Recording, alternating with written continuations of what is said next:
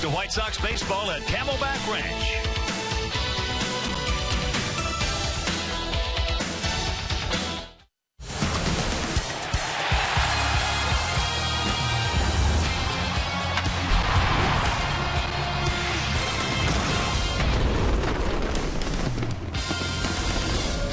We are coming to you from Camelback Ranch, Glendale, where this afternoon Comcast Sportsnet presents White Sox baseball as Paul Konerko, Adam Dunn, and Robin Ventura's 2013 Chicago White Sox as they get set to butt heads with Billy Butler and the Kansas City Royals. Hi, everybody, and welcome. With Steve Stone, I'm Ken Harrelson as we get set to bring you today's game between our guys and this tough Kansas City ball club. As you may know, last year we played them 18 times. They won 12 of those games. As a matter of fact, in the last 4 years, they played us just about as tough as anybody in our division.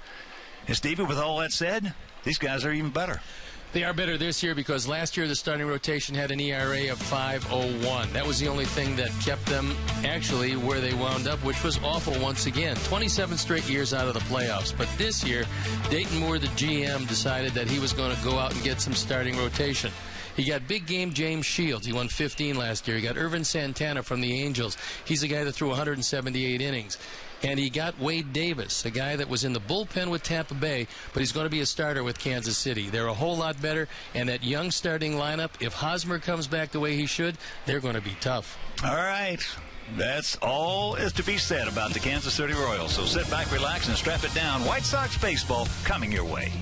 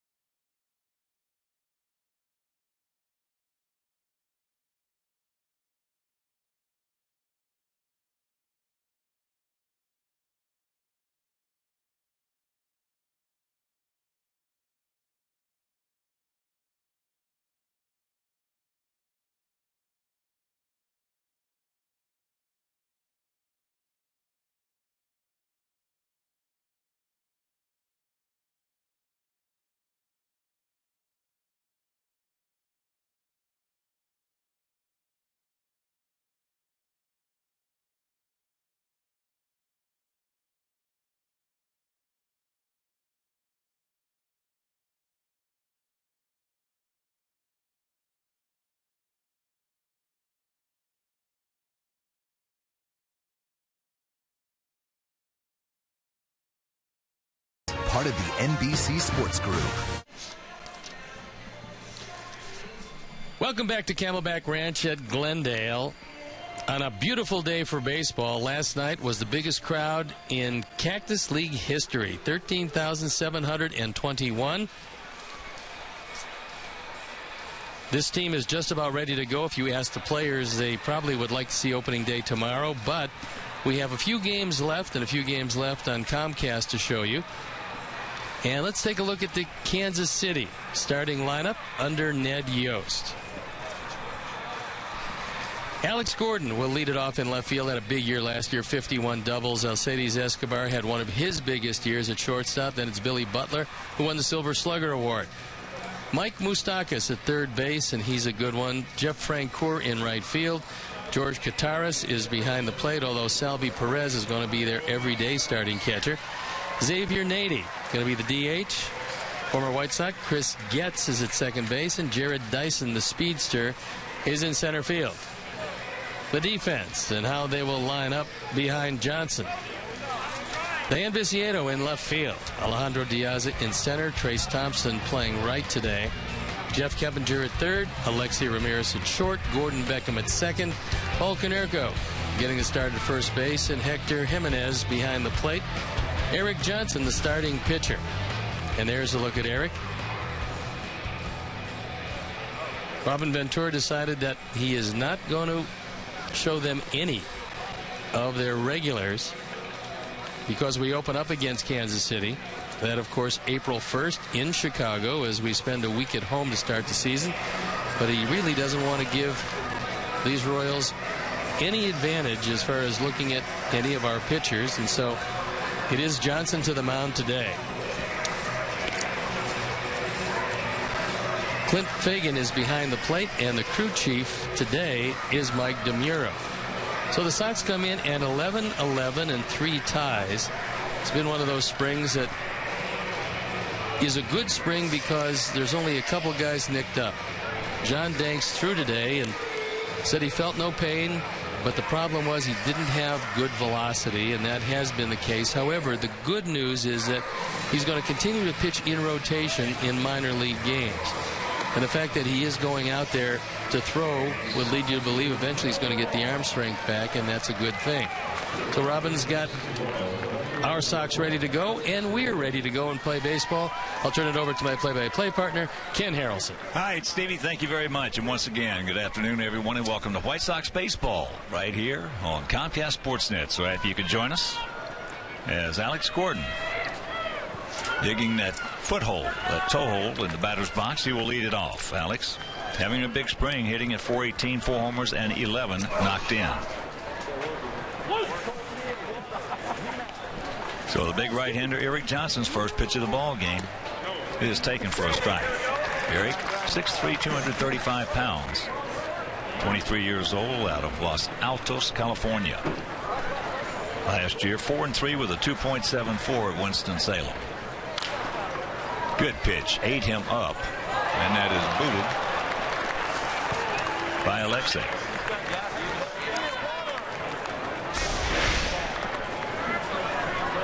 Last night, our boys made 4 errors, and this is not the way you'd like to start it off, but very hard infield, especially this time of spring training, so you get unusual hops here in Arizona.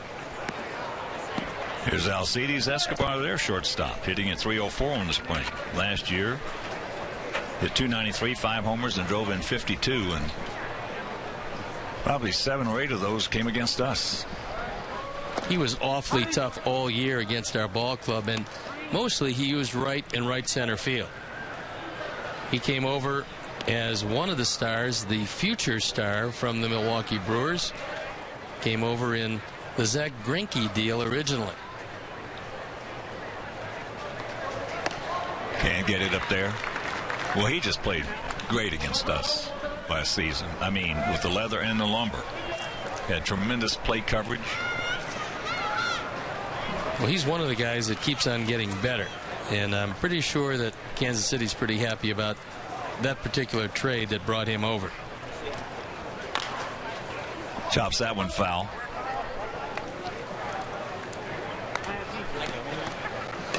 Escobar stole 35 bases last year, so when he gets on, this team that doesn't run a great deal gets a whole lot faster.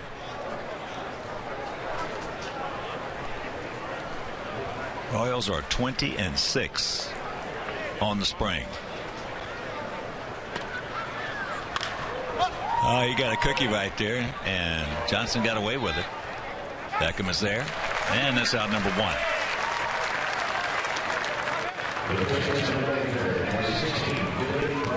That'll bring up Billy Butler. He is a hitter, and a good one. Last year hit .313, 29 homers, and drove in 107. On the spring, hitting at .333 with a couple of homers and 17 knocked in. He won the Silver Slugger Award for designated hitters. Doesn't run very well. Inviting double play target if you can get him to hit the ball on the ground. And Hawk, you saw him since he came into the league. 19 years old. This is a guy that will use the whole field, which is unusual for a guy that hits the ball this hard. He was one of the smartest young hitters to come in this league in a long time. He has a tremendous approach. He doesn't get greedy. And you'd think with his approach of going to right center most of the time that you could just eat him up with a fastball, but yet you get the one-pitch pitcher out there throwing 100, I don't care how hard, and he will turn you around in a heartbeat.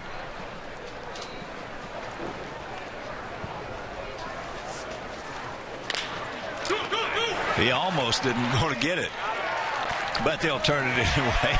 We try this. So a good inning for Eric Johnson. And after having to play us, the Royals nothing, and the good guys coming to bat. Only mine.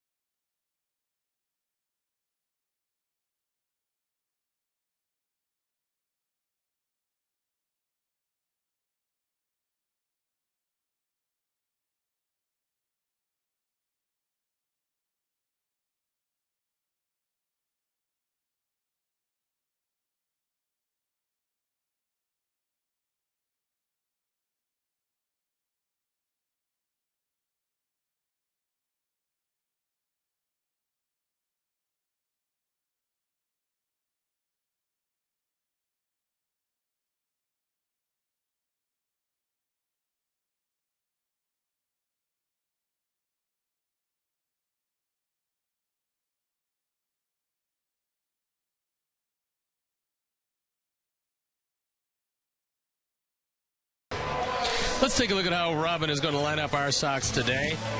Piazza leading off, then Gordon Beckham in the 2 spot. Then it's Keppinger, Dunn, Konerko, Viciedo, Ramirez, Jimenez, and Trace Thompson in right field. The defense behind Jeremy Guthrie. Gordon, Dyson, and Francoeur in the outfield with Moustakas, Escobar, Getz, and Butler in the infield. Kataris behind the plate, and our Lexus pursuing perfection starting pitcher is Jeremy Guthrie. Signed to a 3-year deal, had a tough start with Colorado last year, traded over to Kansas City and threw the ball exceptionally well. This spring, it's been okay. He's gotten better and better, former #1 draft pick of the Cleveland Indians, and last year when he put on that Kansas City uniform, he got pretty tough. Piazza takes first pitch strike. Alejandro on the spring at 273, no homers. He's driven in 1. Of course, last year hit 281, 9 homers, and drove in 50. Well, everybody they had for the most part was tough against us. The last 4 years, as I mentioned, they have played us actually tougher. Even in the games we won, they were nail biters all the way up. I thought that they got more clutch hits against our ball club than any other team. I mean, sometimes we got blown out of games with the Tigers, but I'm talking about close games that would go Kansas City's way with clutch hits. They just did it. It didn't matter who it was because it was up and down their lineup. And today, Hawk, they're missing one of their biggest parts, and that's Salvador Perez, who he's got to be as good as just about any catcher. And Eric Hosmer, another guy who's not playing, but both of those guys lead to a pretty solid starting 8. You put Perez and Hosmer in that lineup that we're looking at right here. They can hit with almost anybody. They're not going to hit that many home runs. But as far as putting the ball in play and hitting it hard, yes, they're good. Ouch. Breaking ball, thank goodness. But he still hurts.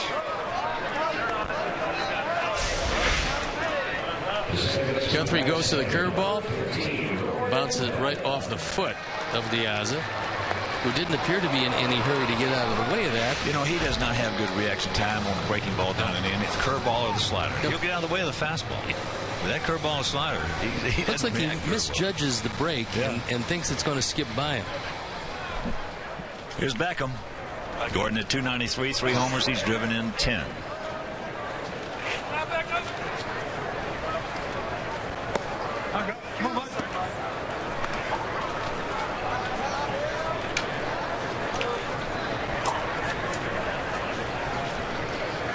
Outfield shading him around toward right center. There's a big gap in left center, and Gordon is well off the line in left.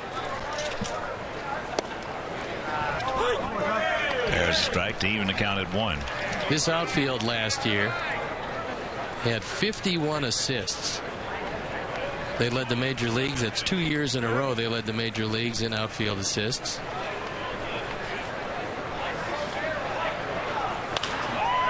There's a base hit.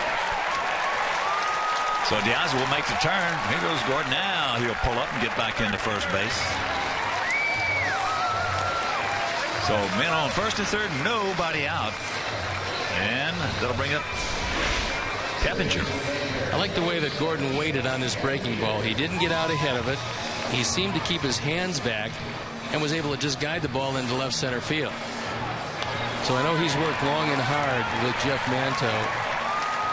And Hawk, Jeff Manto has been a revelation for this team, and that has nothing to do with Walker departing, but no. Manto has been very good. That's, in my whole career, that's one of my pet peeves, is because when a manager or a coach leaves, somebody else comes in, and you talk about what a good job, if in fact they did it, what a good job they did, then it's a reflection on who left, and that's not always the case.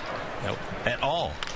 Well, look at Kansas City. I mean, Kevin Seitzer was a good hitting coach, and it just happened that Eric Hosmer didn't hit. A lot of their players didn't hit like they thought they could, and Seitzer paid the price.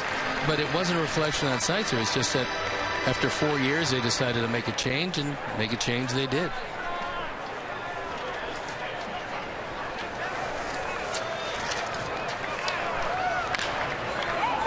Hits the bag. And everybody's going to be safe as Diaz scores, and the Sox lead at 1-0.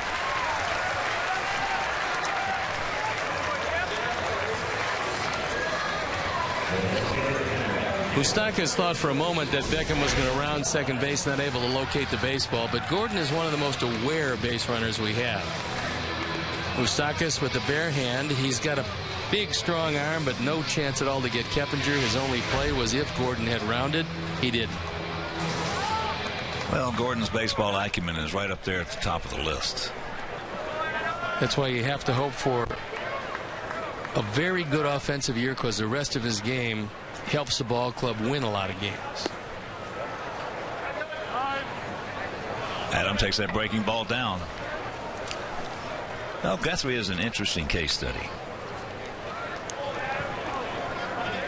He's a Mormon. Went on a 2-year mission to Spain in 1999 and 2000. Speaks fluent Spanish. And of course, he did not play baseball for those 2 years. Attended Brigham Young University in his freshman year.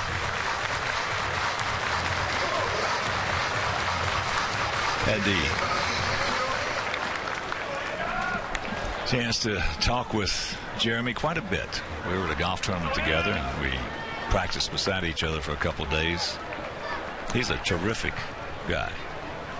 And he pitched terrific against us. I was going to say, he had a lot of talent, because you don't get to be a #1 draft choice, as he was with the Indians, unless you have a lot of talent. But he's just seeming now to be putting it all together, because instead of everything up and hard, he's decided to take a little something off, and you get people out that way. That is the difference right there. That is chop foul. That's the difference. In fact, we were on the range one day, and he said, Hawkeye said, if you were hitting against me, what would you do? And I said, Jeremy, I'd love to hit against you, because everything is hard, hard, hard. Hard, hard, hard. Hard fastball, hard curveball. You got no changeup. No, and the fastball didn't have that much movement. It was usually up. Yeah. I mean, so if you're looking in one spot and you don't vary the speeds of it, you've got some big problems. Checks it up. And they said he went. Well, that goes down on strikes. That is out number 1. From up here, it did not look like he went, but it's spring training.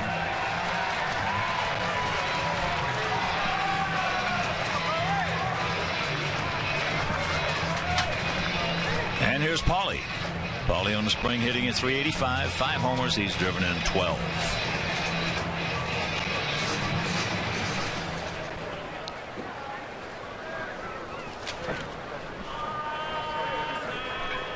Outfield for the most part straight up as he takes first pitch strike.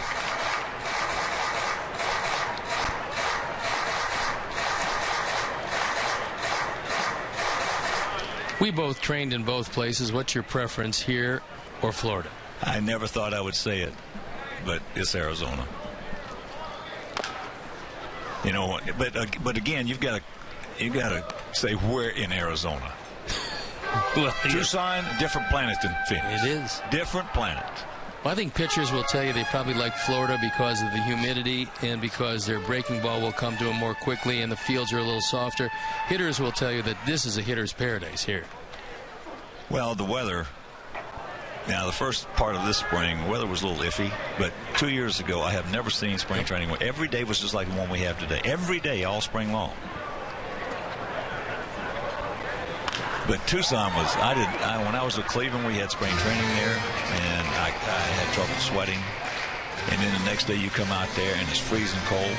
Well, people don't realize that Tucson is south of here about 110 miles, and yet Tucson is higher. The higher elevation makes it drier, makes it a little cooler, and almost impossible to work up a good sweat there. Paulie with a 1-2 count. Yeah, this is wonderful out here in Phoenix. This facility, outstanding, shared by our ball club and the Dodgers.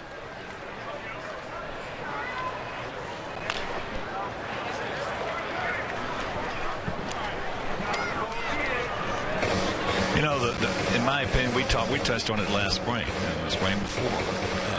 I think in 15 to 20 years, you're probably going to have everybody out here. Well, first of all, the travel is so much better. That's why. And that's a big factor. That's why. I mean, if you're taking buses and you're spending 5 hours in bus rides, you're not getting the work in that you have to get in. Here in Arizona, just about everything appears to be down the road. I mean, you can go to Mesa, obviously, when you play the Cubs, and the Cubs are going to move their facility.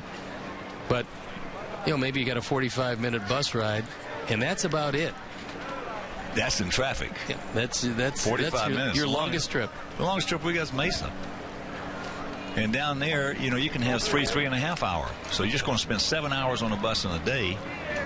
Where here, he got him, and Paulie knew it. 2 down. But I think that because of the travel, you're going to have, and they're doing it right. They're having 2 teams share one facility.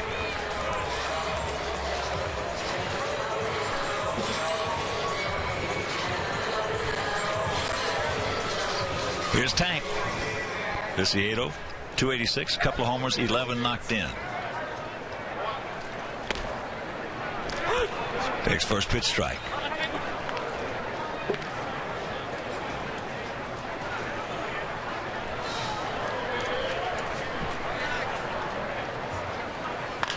Ooh, dropped down a little bit, left it up and out over the plate. Good pitch to hit, and he fouls it off. That's a problem that most pitchers fall into. When you drop down, you want to keep the ball away from the hitter because you're dropping down to make him give ground. If you drop down and keep it middle in, he's probably going to hit the ball very hard. Gas upstairs, so he gives up a run, then strikes out the side. After one, it is 1-0 White Sox.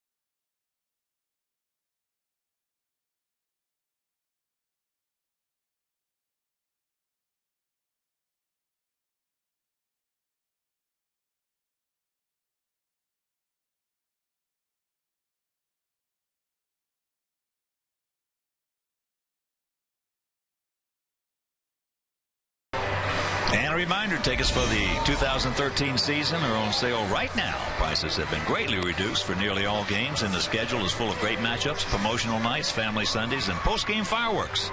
So purchase your tickets today by visiting WhiteSox.com or calling 866-SOX-GAME.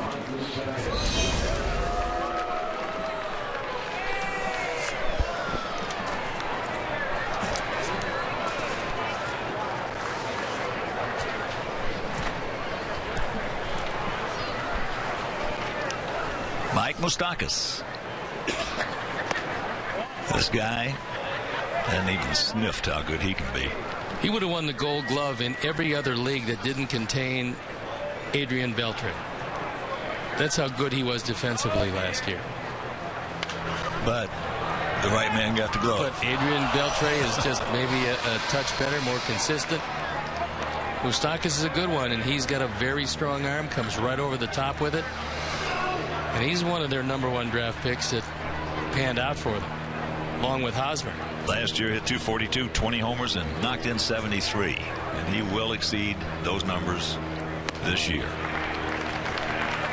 On the spring, having a big one, 455 with 4 homers, and he's driven in 12. He's just 25 years old.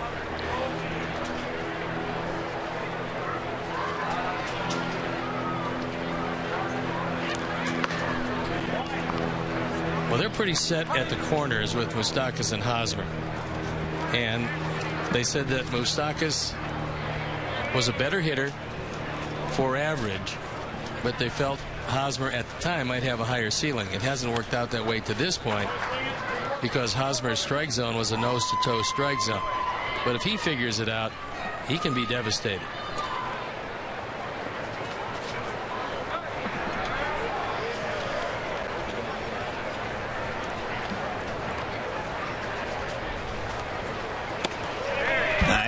Good movement. Pull the string. He gone. Jimenez wants it away. Looked like a backdoor breaking ball. Didn't do a whole lot, but it was location as opposed to movement that got it. So here's Francoeur. Here's another guy that was disappointed in his offensive season, but this guy right here is just about as good as it gets in right field. Last year hit 235. Hey, you just don't want to run on him. Well, when they had Gordon, Cabrera, and Francoeur, that was the most fun outfield I've ever witnessed. Plus, they all three had over 40 or more doubles, which is that's never been done. No, that was the amazing part of the outfield. And the fact that they threw everybody out.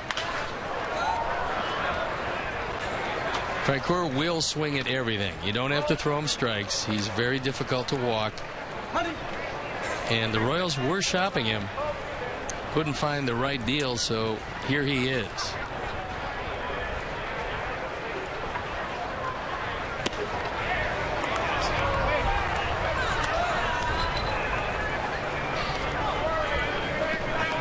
It's hard to believe, but this Royal team has spent 27 years out of the playoffs, the longest in Major League Baseball.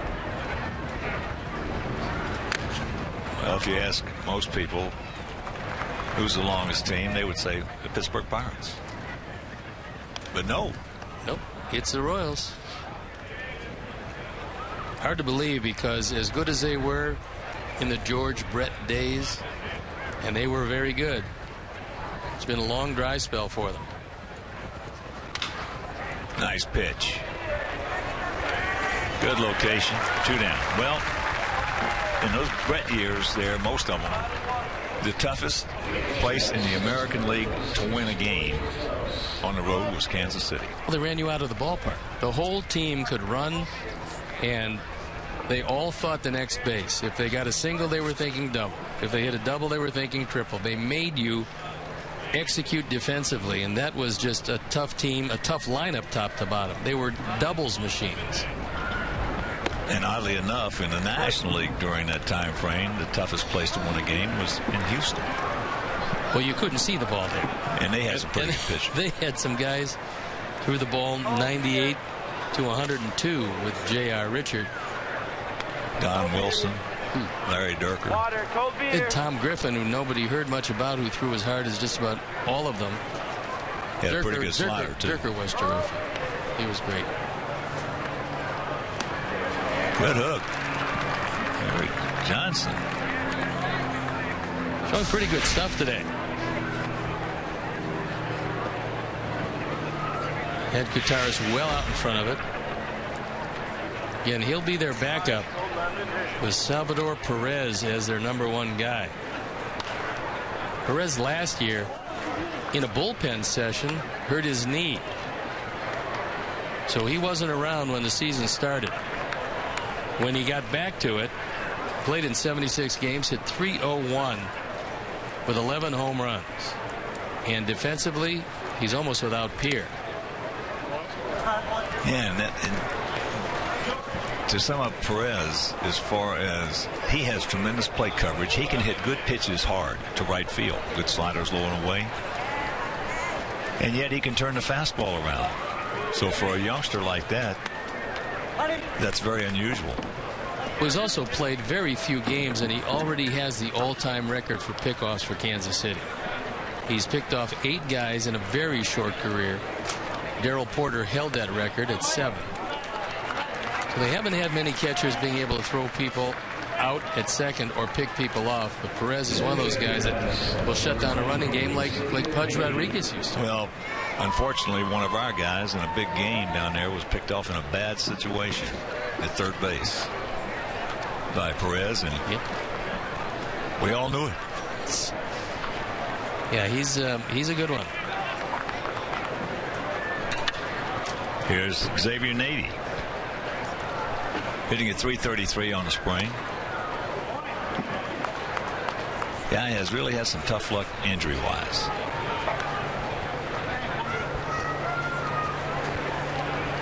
He's trying to become the Bruce Chen of position players because he's played with a lot of teams. Been hurt on every one. He's been hurt on most of them, yes. He was a good talent when he came in the league. Well, the ability is there.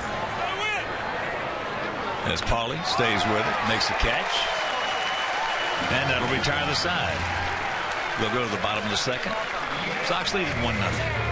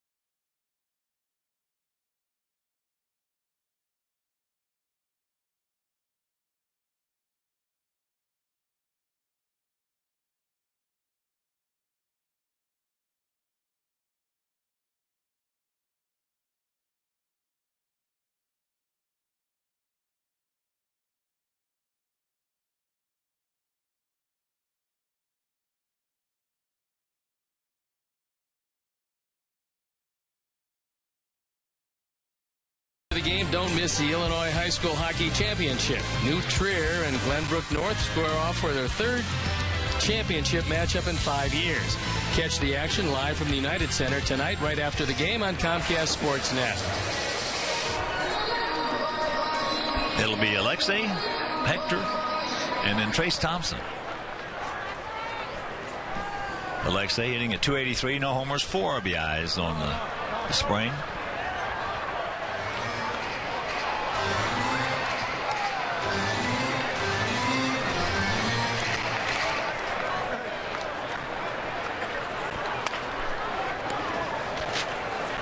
Little comebacker.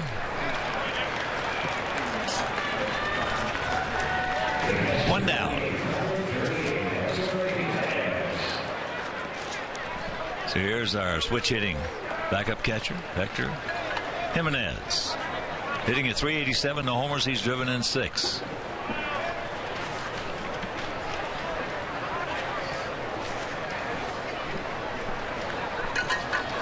And we will not be televising tomorrow, but Tuesday and Wednesday we will.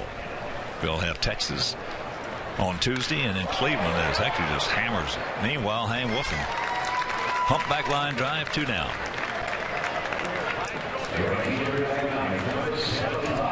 Hector, I think, is going to be the ideal backup catcher. Anytime you get a switch hitter back there, that's just a tremendous advantage for you. He's been around. He understands what his role is. He accepts the role. He knows that Tyler's going to be the #1 guy. And that's all you can ask for your backup catcher. And he's still just 30 years old. Yep. Here's a young man that's going to be in a White Sox big league uniform a couple of years. Trace Thompson. Having a tough spring. His swing has been big. A couple of weeks ago, Jeff Mando and I were talking about it. He's got some things that Trace wants to work in, but he has a lot of talent. A ton of talent. That's foul straight back. Well, that time Kataris wanted a fastball and he wanted it up, and he gave him a high target, so obviously they're working on the weak spot of Trace Thompson, and that would be high fastballs. Got him. He's got a big swing and a big strike zone right now. 1-2-3 inning. We're into the third, leading 1-0.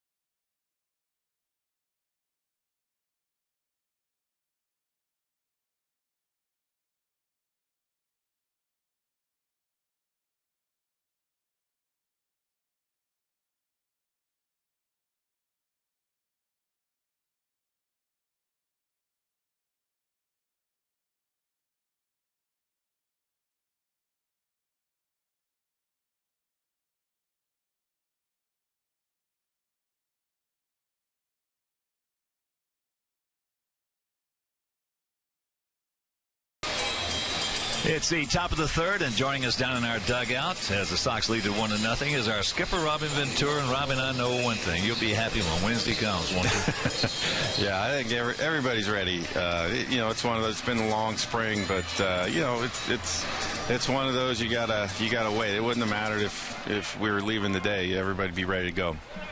Well, it's been, for the most part, with Johnny Danks. He threw the ball today, and he is still no pain, so that is a great sign. It's a step forward. I mean, it's one of those that you're looking for him to be healthy, and you want him to go back out there with, what he went before with, and he's not there yet. So it's one thing to send him out there; it's another thing to send him out when he's not 100%.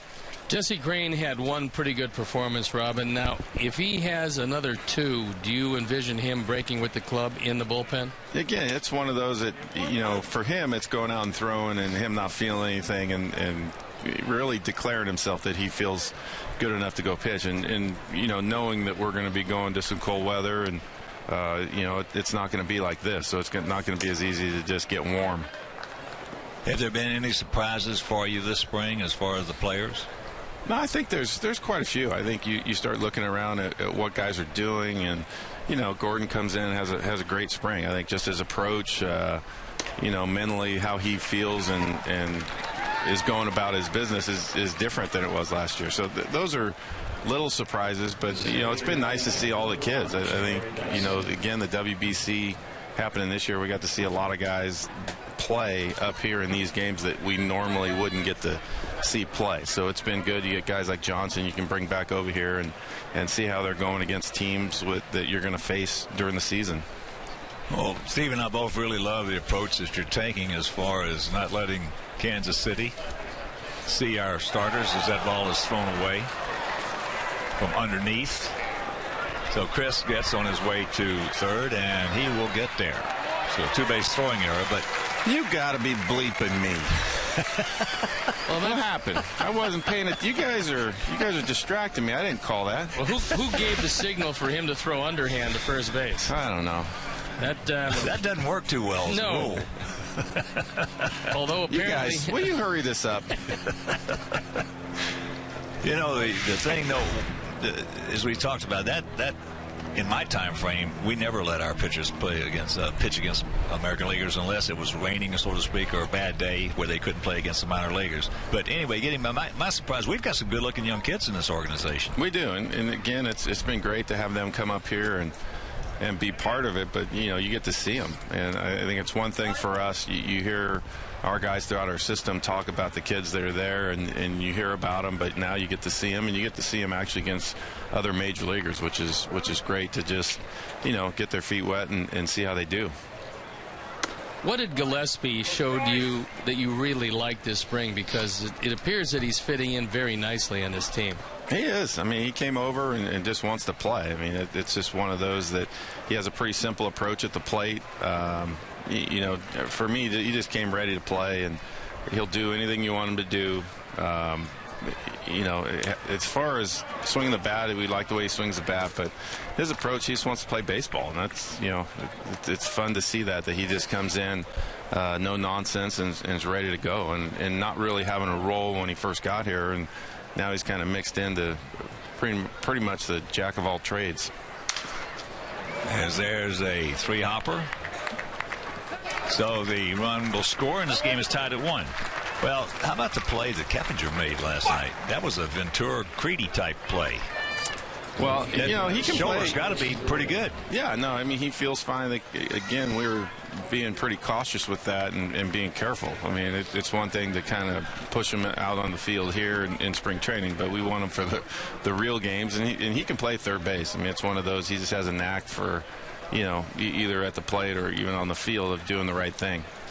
What is the key in third base, Robin? Because obviously you don't have to have overwhelming speed. So for Quit talking about me like that, Stoney. I take that as a personal offense.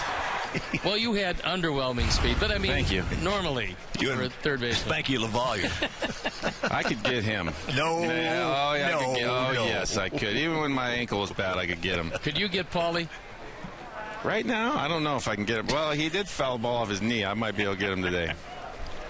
So you're happy when we go on break on Wednesday? Then? Yeah. It's for these guys, it's getting down here. You play these games. These last couple. I mean, when it doesn't count, at the beginning you're trying to get your work in and get ready. But for guys that are ready, these games, they last a little longer and they go a little slower because they don't count. And guys are excited to get ready for the season, and so is everybody else. Well, Robin, thanks for the time, buddy. And we know you're ready to get out of here. All right. Thanks, guys. All right. Robin Ventura. What a guy he is. He's something special. He did so much better than I thought he would just in handling people last year. Now, you knew him much better than I did. You didn't feel there'd be any problem handling people, but I didn't know how he'd do it from the dugout in an authority position that he hadn't really experienced before, but he did it seamlessly. Well, the only thing I was upset about last year with Robin was the fact that I didn't even think about him when Kenny told me he was going to hire him, or he was going to try to hire him. I kicked myself in the behind, but on the other side of that page now, I never, in my wildest dreams, ever thought Robin would manage. It's not that he wouldn't have been a great one. It's just he made a ton of money playing this game. He's a great family man. And I just didn't think. In fact, when Kenny told me he was going to hire Robin, he hadn't hired him. He and Jerry were going to fly out on that next Sunday. His heirs, they sit in the center field by Escobar and solidify the deal, hopefully. But I mean, Robin never played a game he didn't manage. He managed it, in his own mind. So that was not the problem. Yeah, baseball acumen, you knew that he was a smart guy who understood the game, which is very important because we talked before the game. How many of these guys just go on raw talent and don't understand the game very well? Robin wasn't one of those guys.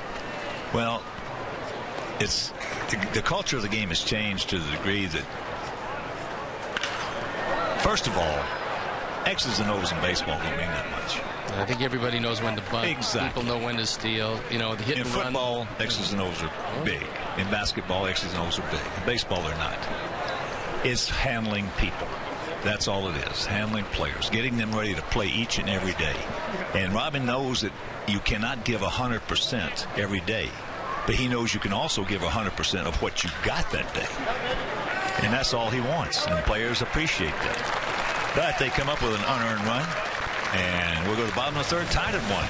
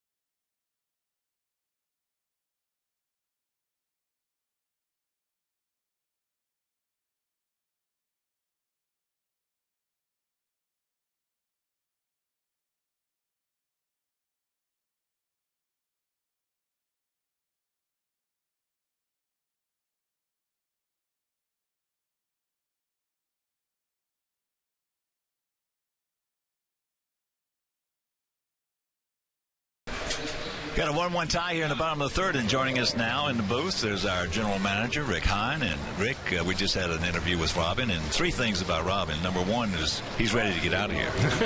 Number 2 is he's ready to get out of here. Number 3, he's happy. Good. I like 3, and I understand 1 and 2 a lot. It's been a long spring, but it's been a good spring, and I think all of us are chomping at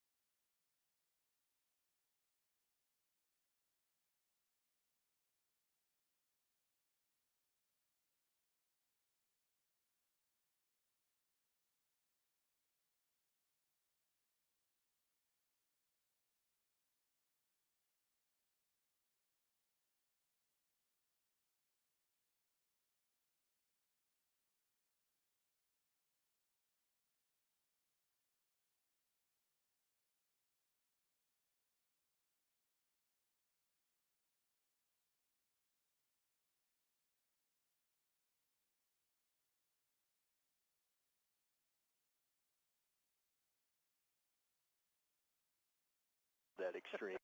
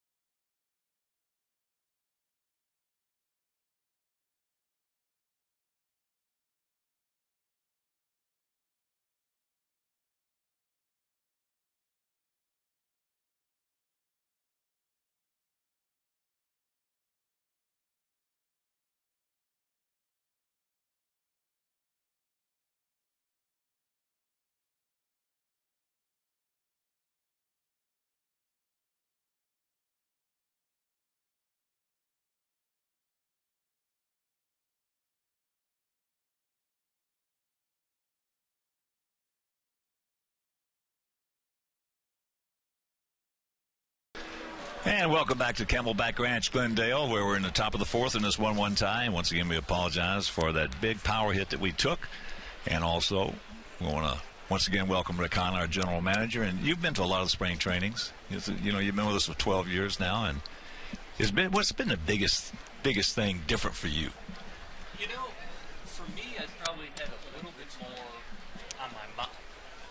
A little bit more on my mind day to day in terms of where guys exactly are from a health standpoint, what guys are available via trade at any given time, staying in communication with our scouts throughout Florida and the Cactus League, just seeing what possibilities may arise. Now, obviously, after picking up Connor Gillespie early in camp, we haven't made any other moves, but that doesn't stop you from having those conversations on almost a daily basis about what they're hearing and what some possibilities to get better might be. Well, you worked with a guy, Kenny Williams, who never stopped thinking about it. I mean, he was 25 hours a day, 8 days a week. Yeah, I certainly learned from the master in terms of making this your sole focus and the priority. And it's true. And in the 12 years I was with Ken, I don't think there really ever was a spot where we felt, all right, we're done. We've made the final move. We're as good as we're going to get, and there's nothing more we can do at this point. You have to be careful not to get to a point where you do harm. You don't want to make that next move and disrupt something you've got going on in that clubhouse or remove a piece that's important going forward. But it sure doesn't stop you from looking at every scenario going forward. How about the opportunities now, because you're seeing every day teams having 40-man roster problems, cutting guys that probably on the better teams have some value. I mean, you're still looking now to make an addition, maybe add them to our minor leagues if that's the case? Very much so. I think this is going to be a busy 7-10 day period that we're in right now as teams finalize their rosters, and as you said, they start adding guys to the 40-man, which force other players off. And while we may not make an addition to our opening day roster here in Chicago via that avenue, we may have the chance to pick something up for Charlotte that's going to help us at some point during the year. So we have our pro scouts in, the guys who cover the minor leagues throughout the season. They're in the camp today. And we're actually talking about a bunch of those scenarios today. So there's possibilities to get those reinforcements this time. Well, this young Eric Johnson, this 23-year-old right-hander, is acquitting himself very well today. And, that's what I just told Robin. Yeah, one of the big surprises for me is how many good-looking young kids we've got down in our system. That's one of the fun things about camp. And you know, everyone with the club laments a little bit being here for so long, and it can get old seeing games that, you know, frankly don't have a lot of bearing on how you're going to do during the regular season. But this opportunity for a kid like Johnson today to face pretty much a big league lineup here for the Royals and show what he can do while on TV for everybody is a nice opportunity for him. Jared Mitchell's taking advantage of his opportunity this spring to show his progress and then how close he is to helping us in Chicago. A little younger guy like Keenan Walker came in early and impressed. So that's some of the fun stories about camp. And as you get a little bit later, it's more about getting the team that's going to be with you come opening day together and getting them playing well, which we've been able to do here the last week or so, and then build a little momentum as we head north. Well, this is my 53rd spring training, and I can give you a little advice. When it gets to the dog days of spring training, you know how you combat it? How's that? Go over to the minor league camp. Absolutely. And watch those kids, because I'll tell you what, I spend more time over there in the spring than I do. I know most of what we have here. Right. And you go over there, and all of a sudden, the spring doesn't seem like dog days anymore, because those kids are busting their butts trying to impress somebody. No. As that ball hit hard into the gap by Fran Coeur. And this is a club right here that beat us 12 times last year in 18 games, and they've improved themselves immensely. Yeah, they're going to be tough. They've always had good young hitters that put the ball in play, and they forced the issue offensively, and now they've added some quality arms in James Shields and Wade Davis. And they're certainly going to improve on that 72 win total from last year, I think everyone expects. And, you know, like you said, they beat us 12 out of 18 times. So regardless of their improvements or not, it's incumbent upon us to improve upon how we play them head-to-head. Well, Rick, thanks for the time. We're glad you're here, buddy, and we're glad that you made some of the moves. I'll tell you, Keppinger made a play last night that was Ventura Creedy-like. That was nice, wasn't it? Yeah, it was good to see his shoulders okay, too, because he came right over the top. Yes. And it is a shame, because during the time that we were off with the power outage, you had some of the greatest information I've ever heard. And it went for naught. We will get to it a little later in the season, but thank you. We appreciate that, Rick. Rick, fine, okay. Here is Gutierrez. Gutierrez walked his first trip. Just the second hit that Eric has given up. There's the overhand curveball high and wide. Yeah, Rick is going to be a good one. Well, completely different. I mean, if you look at the personalities he was talking about with Robin and Mark Parent, it's almost the same difference in personalities between Rick and Kenny Williams. Kenny's still around. He's looking at talent, but they're two different personalities doing the same job, the job that Kenny did before and now Rick is doing. There's no question. Yeah. They're different types. Gutierrez, 26 years old, spent last year with Milwaukee and Oakland. Chops that one, two-hopper Pauly. There's the perfect feed, as usual. So that's out number 2. Yeah, the difference between Bernie or Mark Parent and Robin is stark, to say the least. Mark's going to make a fine manager, as is Joe McEwing.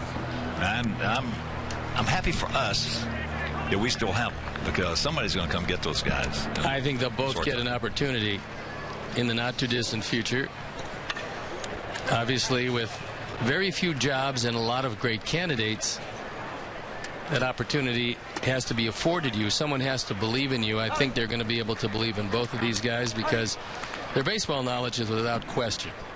And the ability to do what I think they both believe they could do with their own ball club, in the not-too-distant future, we're going to see it. Well, again, that's why baseball to me is the best thing going, best sport going, because it's the greatest second-guessing sport we have. And it's justifiable, because we've got people who are watching this ball game right now who, in essence, could run a Major League Baseball game as well as a lot of Major League managers. They could run that game. Now, could they handle players? That's a different story. Well, I think handling the everyday players is the easier part of it. Handling the guys that are not getting the type of play that they want is very difficult. Because if you write a guy's name in at shortstop every day and start him, say, in the 7th spot in the batting order or wherever, that's a reinforcement that he needs. He knows he's a valuable member of the team. But if he gets hurt, that guy that was sitting on the bench waiting for his opportunity, he's got to be pumped up and ready to go. And that's the art of managing, is making sure that every one of your 25 understands they're a piece of the puzzle. They're going to be called on. It's a long season. Stay ready because we're going to need you. And that's the great managers are able to do that. Well, you know, there's always exceptions to every rule, and one of them being the opposite of what you just said was Dick Williams. Dick Williams did not care about the guys who were sitting on the bench, and he would let you know that. And he's in Cooperstown, but he is the exception. What you said was right, but Dick Williams was the other side of that page. All right, another good inning by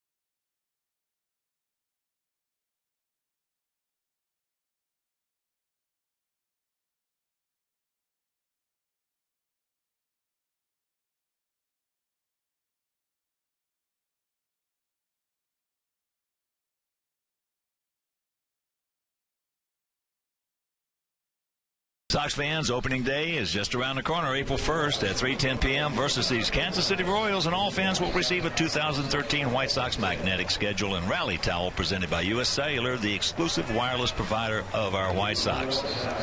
So purchase your tickets today by visiting whitesox.com or calling 866-SOX-GAME. Both these pitchers now throwing the ball very well. Not much to choose from. 1 run, 2 hits for both teams. A couple of errors for our guys. None for Kansas City. So here's Dunn. It'll be Dunn, Canerco, and Viciedo.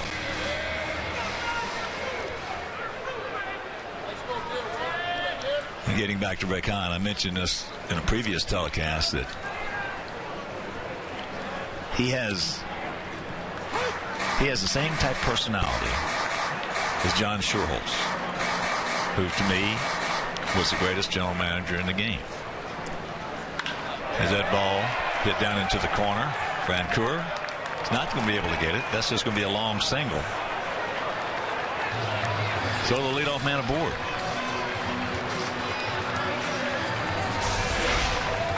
The big man just hits him too hard, and you've got a guy in right field that will throw you out. So the ball goes off the wall. He didn't get a whole lot of it. It was off the end of the bat. It shows you, number one, how strong he is. Number two, how well the ball travels here in Arizona. Francoeur plays the carom nicely, and you can't even think about two. But they, in Atlanta, had a great tandem with Schuerholz and Bobby Cox, 14 consecutive divisional titles. And Schuerholz and Robin, I think, are going to be a tremendous tandem.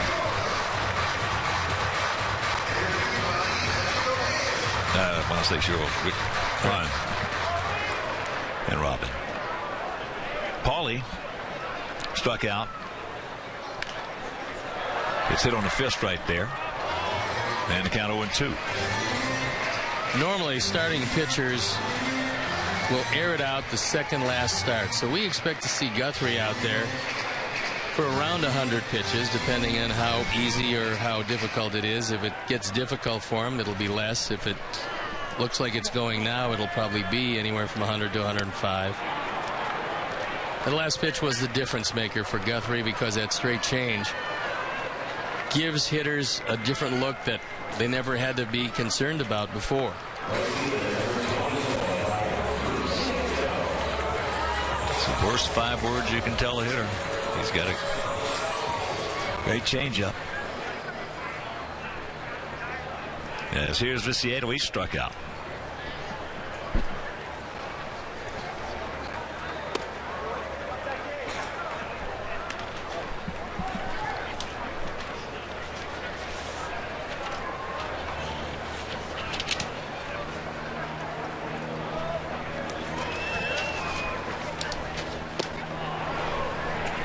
There's the overhand curveball.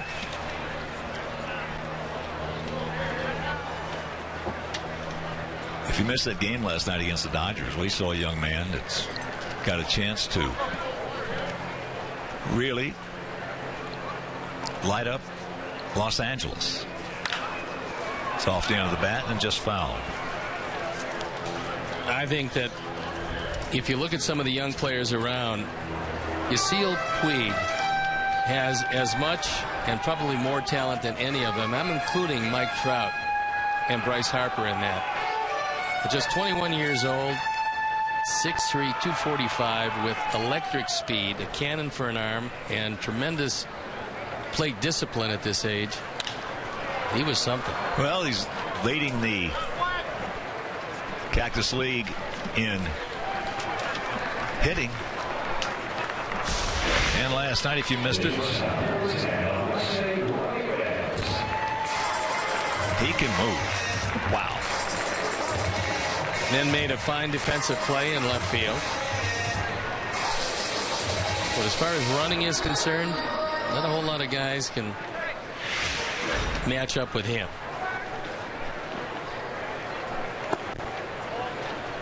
Alexei takes ball 1.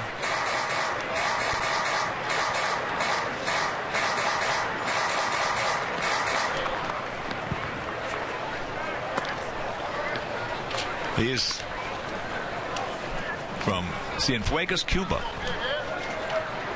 Well, they spent $42 million on him as a 19-year-old, thinking that he would look approximately like he looks now. I'm talking about an insurance policy. If Carl Crawford can't do it, that's probably the ultimate insurance policy. Even if Carl Crawford's there, he's liable not to be playing. Yep. Attaboy, Alexei. Right back through the middle. So 2 on, 2 out, and they'll bring up Hector Jimenez. Well, the Sox have something in common with Cuban heritage. In fact, the White Sox and the Oakland A's are the only 2 teams to have 3 different Cuban-born players hit 20 or more home runs in a season. For us, it was Manny Minoso, Alexei Ramirez, and Viciedo. For the A's, it was Bert Campaneris, Canseco, and Yoenis Cespedes. I think Cespedes is just showing the tip of what he can do. We have so many good young players coming into baseball today. It is truly enjoyable to watch. Well, eventually, I assume in the not too distant future, we're going to see Cuba open up. Instead of just the defectors coming over, we're going to see a steady stream of very talented, good young players. And I have to believe it's going to be in the next 5 to 10 years. When that happens, we're going to see even more great young talent in this league.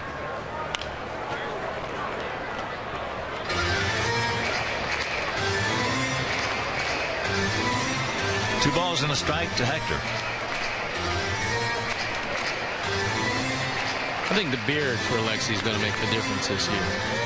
Because early in the season, when he starts a little slowly because of the cold, that beard is going to insulate his face. That'd be a big start for him. Off-speed pitch up out over the plate, pokes it out into left field, and Alex Gordon will make that play. So we have completed 4, still tied at 1.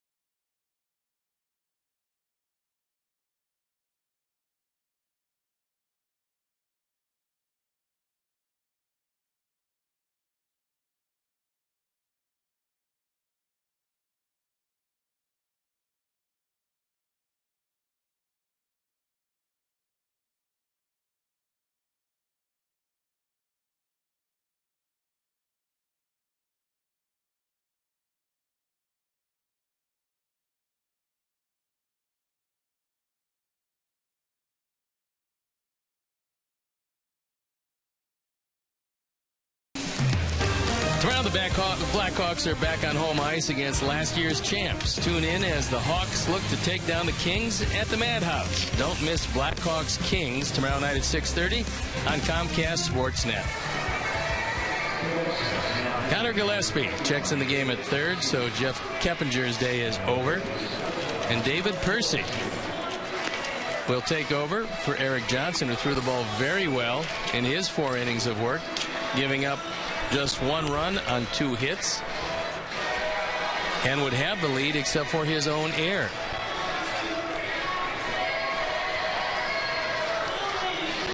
Yes, sir. Eric Johnson's dinner is going to taste very, very good tonight. He was impressive. Well, especially because he was facing most of the Royals that are going to start the season. It's not like coming in the 7th inning where everybody is wearing number 86. So here's Chris Getz. Chris played well against us last year until he got hit in the hand and broke it.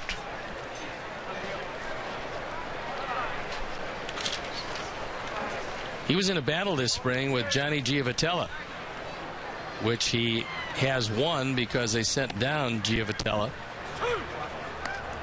So the young man, who's always had great minor league numbers and was a scrappy second baseman, lost the battle to former White Sox Chris Getz. Well, Chris is a better second baseman than Giavotella. I think Giavotella is going to wind up being a better hitter than Chris. But Chris can also run and steal some bases. Yeah, when he gets on and he can bunt, he's a factor. And this team doesn't have a great deal of speed. Getz is one of the guys that can give you that. Low throw, nice pick by Paulie.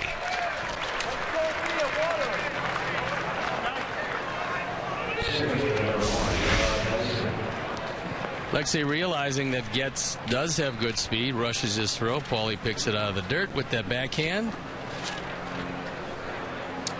And they get it.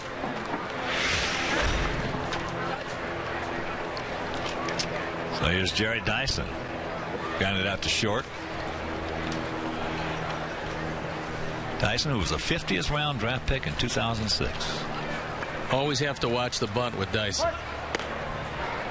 He squared and took a strike. But he has tremendous speed. He'll be sharing center field with Lorenzo Cain. They're hoping that Cain can stay healthy. Cain by far the better of the 2 players, but he's had a history of getting hurt.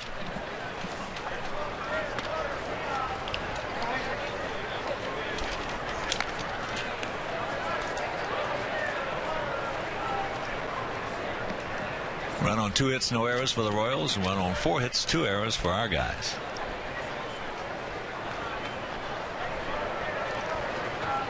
Outfield very short, swung well around to the left.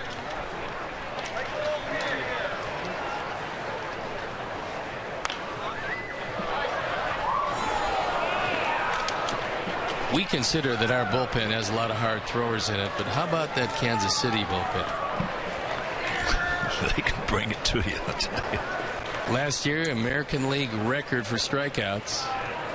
535 of them out of that pen. It's talented, guys. It's deep, and they're young. Yeah, they don't have any of those 6'6", 6'7" guys coming out at you. Every one of them throwing anywhere from 97 to 100.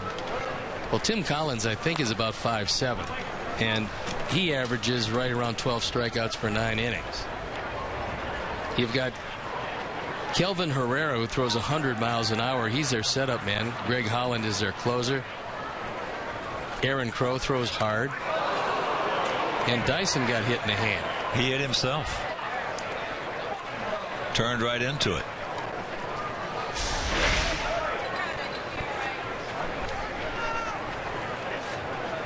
You were just talking about that last night. The art of turning into the catcher and getting away from the ball has been lost in today's game. Well, and you can blame a lot of that on the way other issues have developed, such as not being able to pitch inside. Guys are, the fear factor is almost non-existent now in baseball. There's still a little bit, but On a scale of 1 to 10, it used to be right at a 10. Well, you pad up that lead elbow and the wrist, sometimes the back of the hand, and you can just hang in there or dive with an open stance, dive at the plate, and not worry about anything coming inside, because if it comes off the lead arm, you're not going to feel it. So, terrific speed aboard. And here's Alex Gordon. Alex, first Royal to win successive Gold Gloves since Frank White did it back in 1986 and 1987.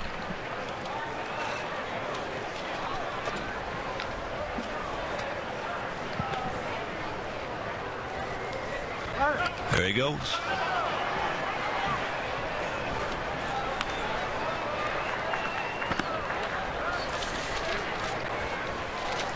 Sox tomorrow will play the Angels. It'll be Tommy Hanson for the Halos against Gavin Floyd. Then on Tuesday against Texas at their ballpark, Chris Sale against Matt Harrison. We'll have the game for you right here on Comcast Sportsnet. And in the final game here at Arizona on Wednesday against Cleveland, Carlos Carrasco will go to the bump for the Tribe, and we'll have Matt Zaleski going to the hill for us. And we'll have that game for you right here on Comcast Sportsnet. That'll be our final broadcast of the spring. Although there's a couple of games to be played in Milwaukee as part of spring training. But after Wednesday, my partner and I are going to get ready for opening day and probably be just as excited as the players, because that's a great day on April 1st.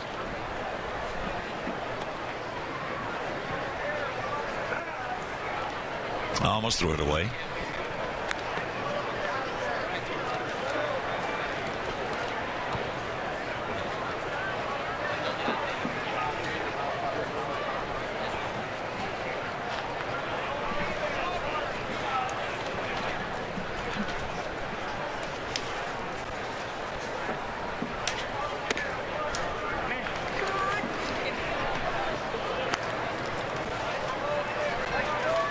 Full count.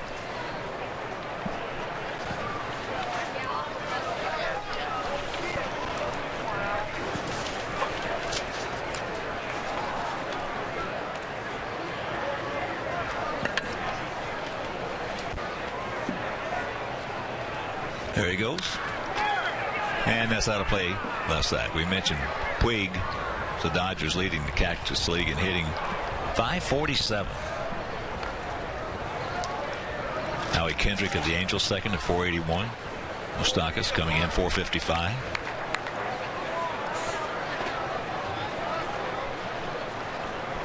Belt has hit, of the Giants, has hit 7 home runs. Good name for a home run hitter. And a big left-hand hitter. Every time we've seen him, he's looked terrific. He's a good player.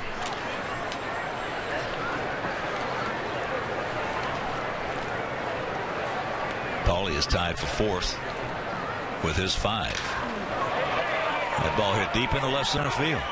Nobody's going to get it. You can put it on the board. So Alex Gordon hits his 5th home run, and it is 3-1 Kansas City.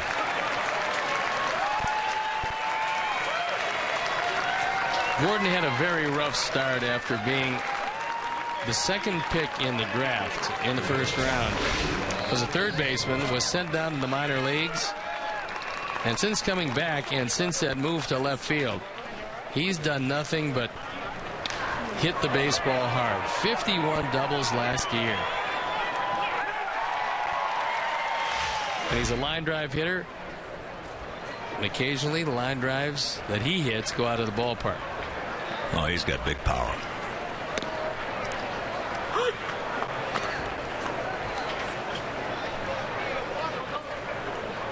Buddy Bell was managing the Royals. They acquired Gordon. Buddy told me this kid is going to be a star. And he's paid his dues. It's a rude awakening when you're the second player picked in the draft. You come up eventually. It doesn't work out for you. They not only change your position, but they send you back to the minor leagues. And he had to relearn how to hit. He has relearned well, although last year he fanned 140 times. But he's going to improve, probably hit in excess of 20 home runs. He's not playing in the easiest park in the world to hit home runs in Kansas City. Hit 14 last year and going 72 in that leadoff spot. Gordon on the short hop. 2 out.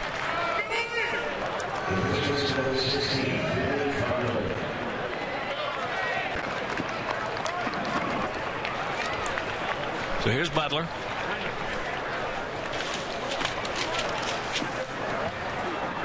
Billy, who has a .300 career batting average with Kansas City, and among Royals with a 3,000+ plate appearances. Only George Brett has a higher career average at 305. Look at this effort. Wow.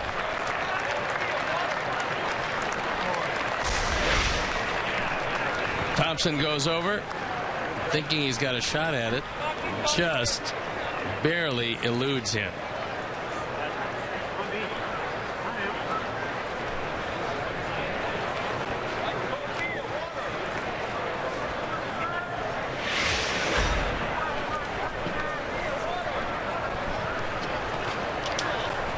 Butler 0 for 2 today.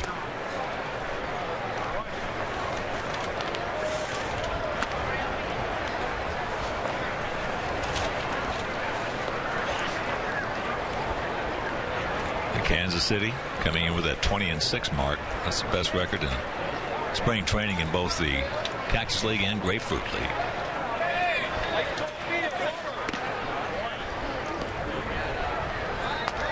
Mariners have won 18 games. Atlanta Braves have won 18 games.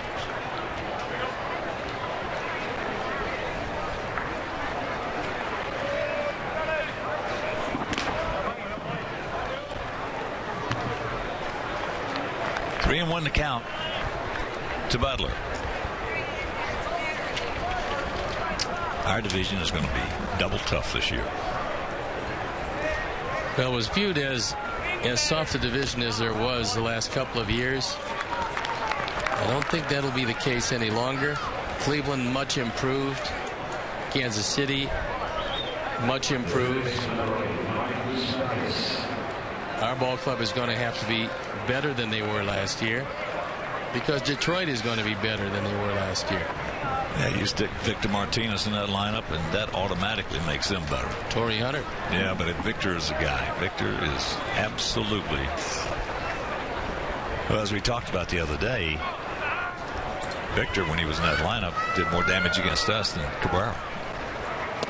Well, he was out all of last year. The year before, he hit 400 with runners in scoring position. He's a switch hitter.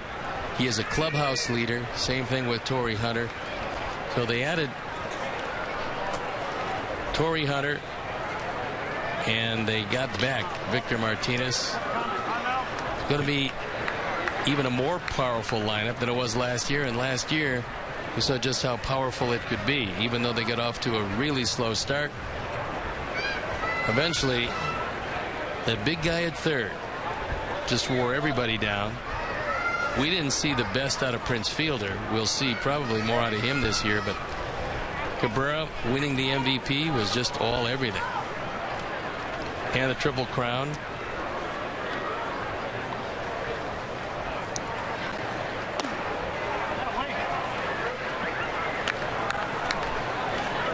Moustakas 0 for 2 with a couple of strikeouts. Well, they added a lot of presence in that lineup. And presence, as you know, being a pitcher, is very, very important there, as Percy is having problems. Hit it by through the 2-run homer. Now back-to-back walks.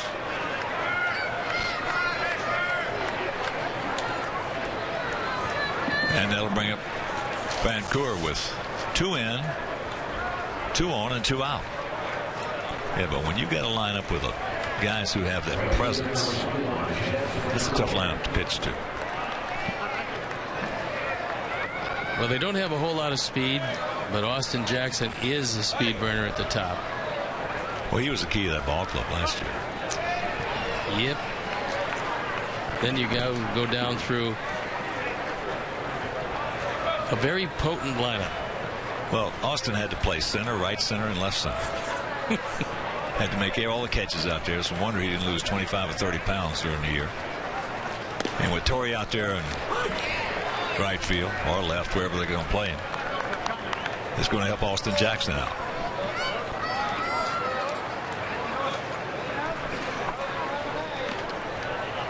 Outfield straight up, spread out about equidistant.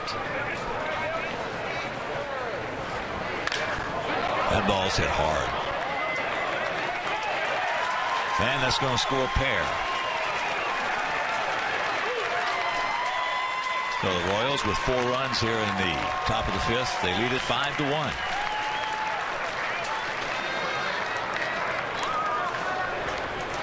Second double of the afternoon for Frank Coor. When the ball leaves the bat, it looks for a moment like you're going to have a shot to run it down. Then you realize you're in Arizona, and the ball just seems to accelerate over the head of the outfielder, in this case, Diaz in center field. Well, so far this inning, they've come up with 4 runs on just 2 hits.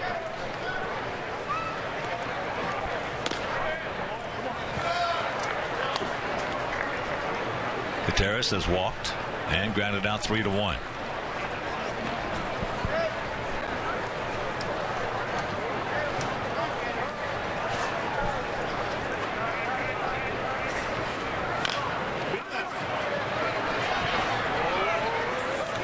And that'll do it. But the crooked number goes up on that board. We are halfway home, trailing by 4.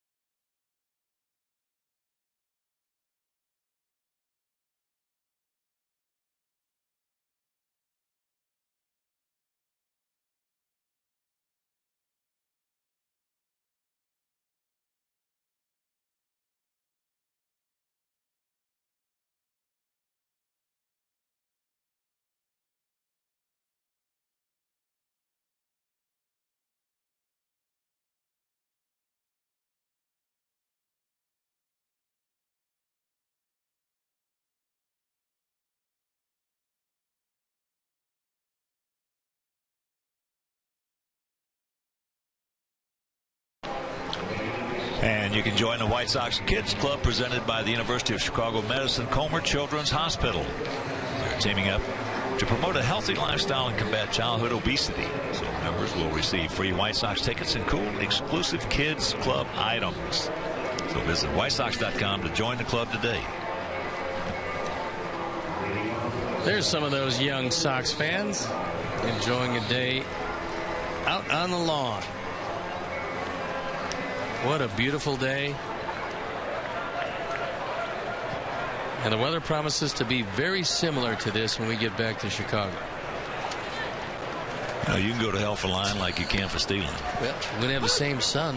It's not going to be quite as warm. Here's Trace Thompson. Trace struck out.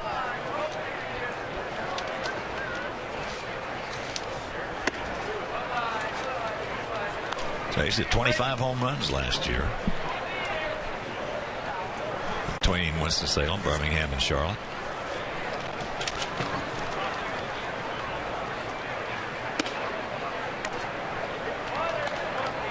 2-1.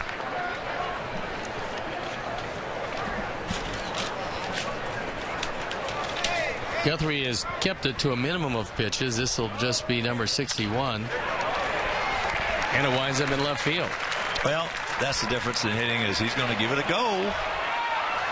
He gone.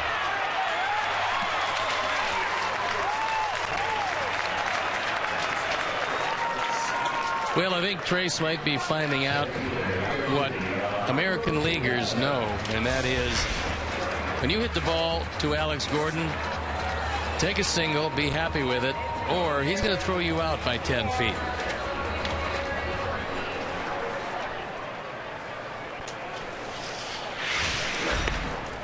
Diaza was hit by a pitch and scored. That was in the first inning, and he struck out in the third.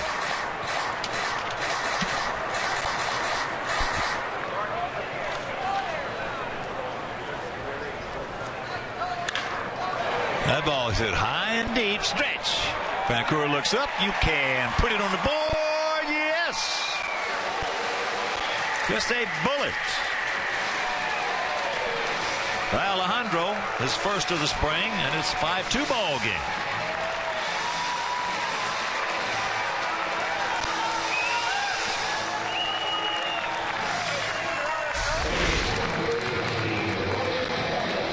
With what little wind there is blowing straight out, our Ford home run replay is a shot to right field.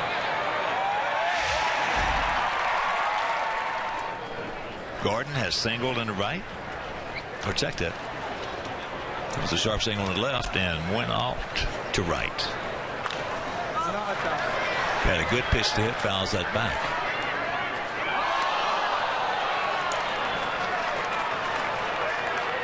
Five runs on just 4 hits. No errors for Kansas City. 2 runs, 6 hits, 2 errors for our guys.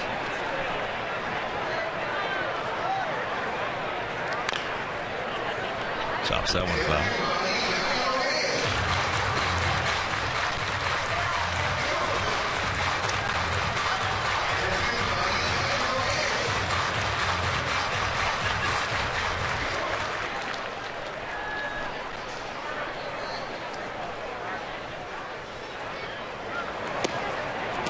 Good eye.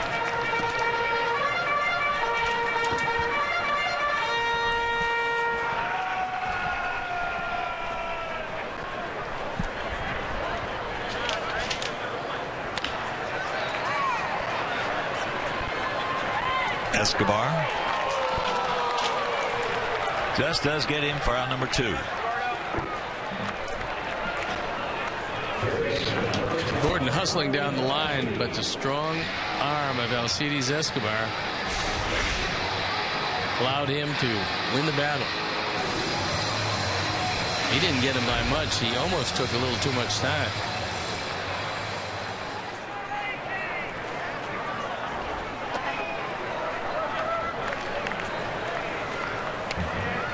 So Gillespie 1-0 the count.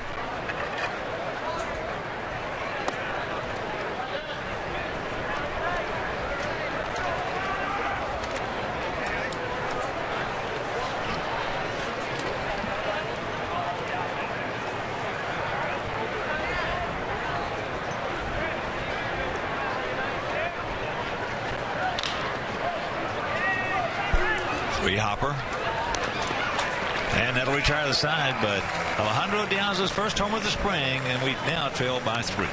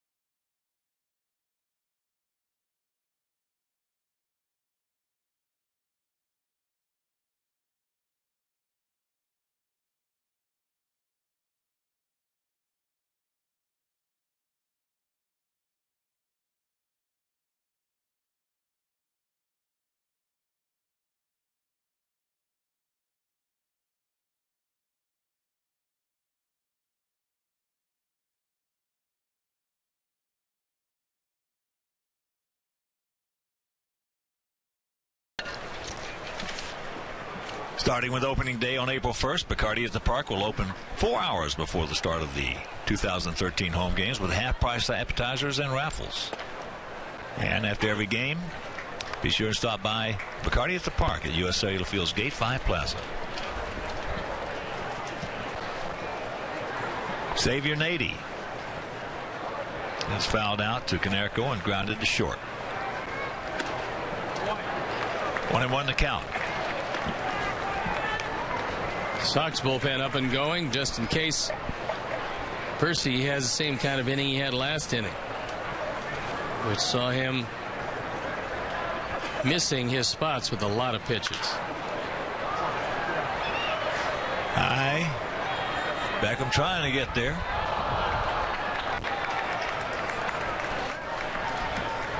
Not late in spring training.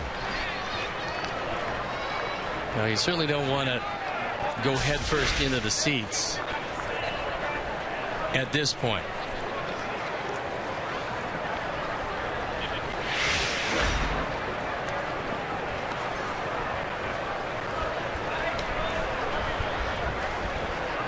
Just turning in.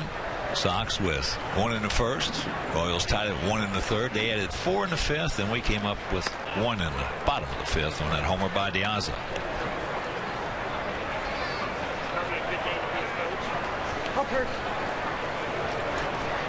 Jeff Gray throwing in the pen.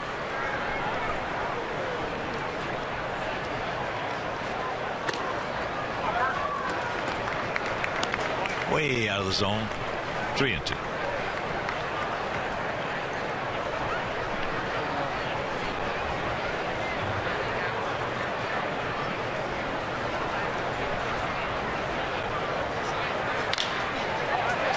Nady hit hard into the gap. Off that United sign.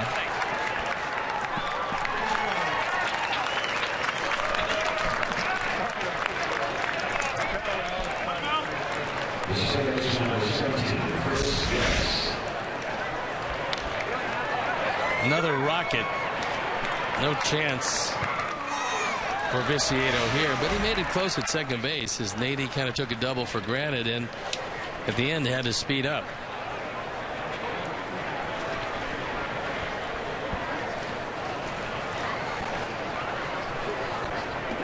Chris Getz got a job to do.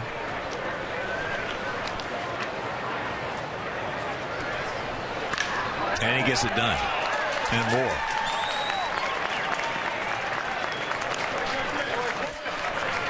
So runners at the corners, nobody out. And I believe that's going to be it for David Percy as Robin comes walking out slowly. And he wants Jeff Gray. So a tough outing for David Percy.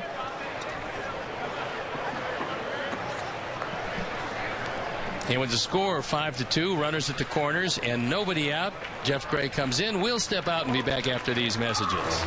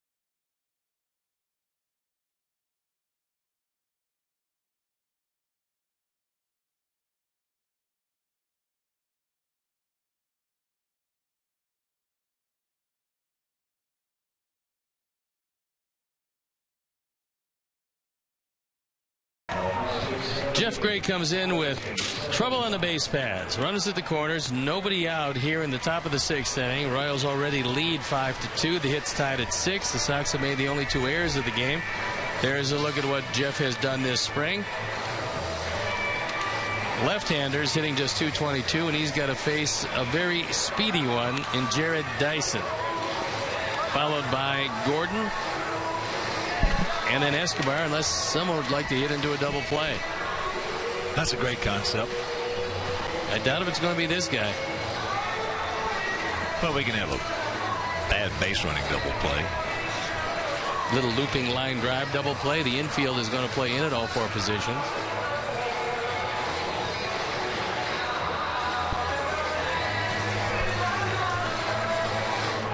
So Jeff Gray, who was with us before, really did a good job. And some of the guys were shocked that we let him go on waivers, and now he's back.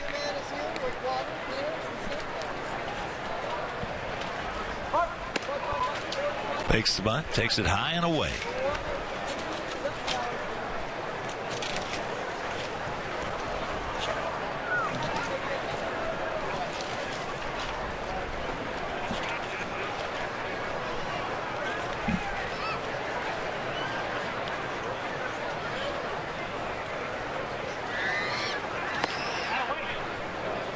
To another count.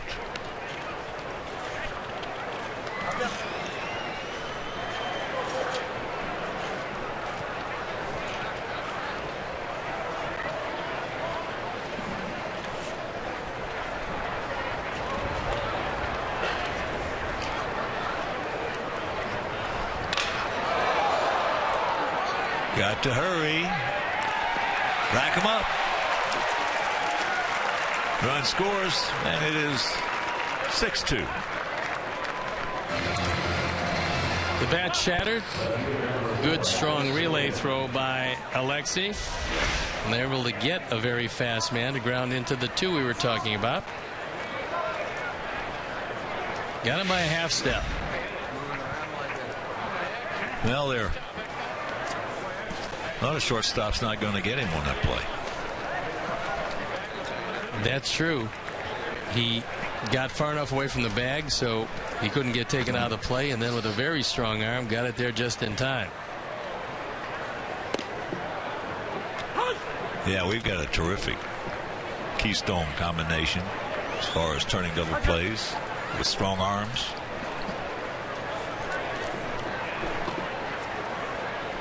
Alex Gordon is 1 for 3, a 2-run homer in the left center field. Nice barehanded shovel over there. Good play by Beckham. Good job by Jeff Gray. But they lead at 6-2.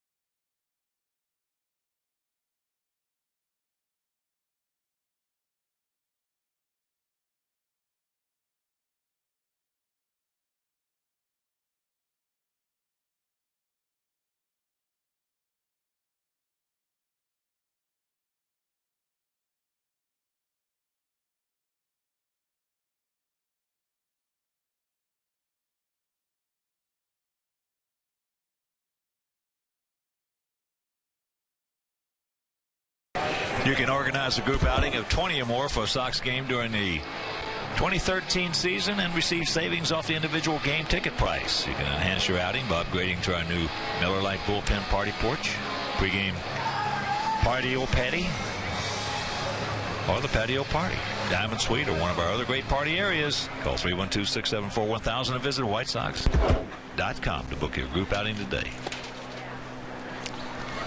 I've got the same problem when I read those. That's the toughest part of the broadcast. So here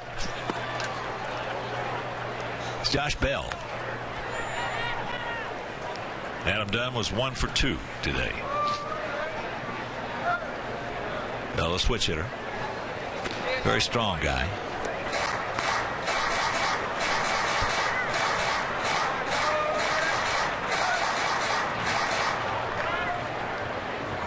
Anyway, it's out there where the Bertucci boys roam.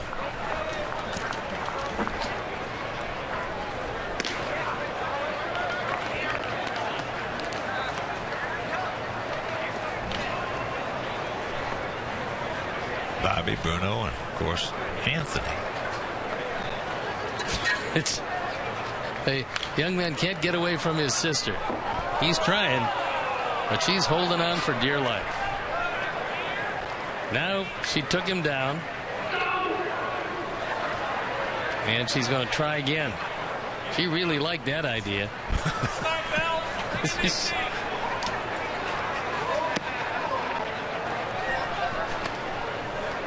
Full count to Bell. Bolly on deck.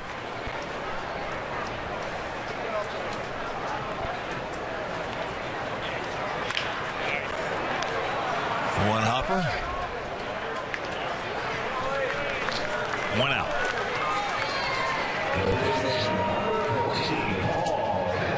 So here's Polly. He's 0 for 2 today. Taking some other spring training action for you. Angels leading the Giants 1-0. That's after 5. Oakland 7, Dodgers 4. That's after 5.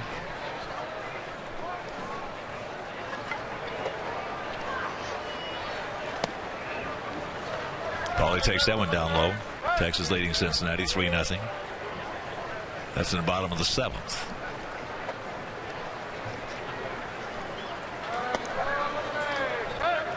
Down the Grapefruit League, Tigers beat the Mets 9-4. Minnesota beat Toronto 14-5. Minnesota now 14-13 on the spring. There's a lot of teams doing very well this spring that probably won't be there when the bell rings. Out and around it.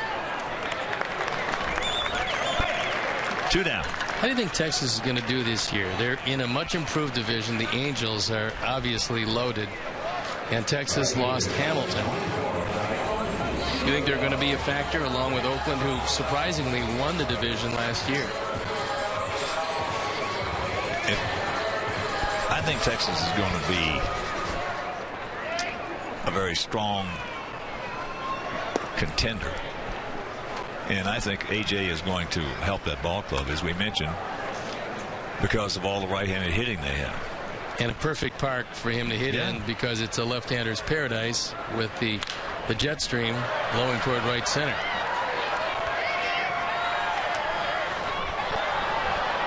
But there you see the Cactus League standings, Royals over the Mariners.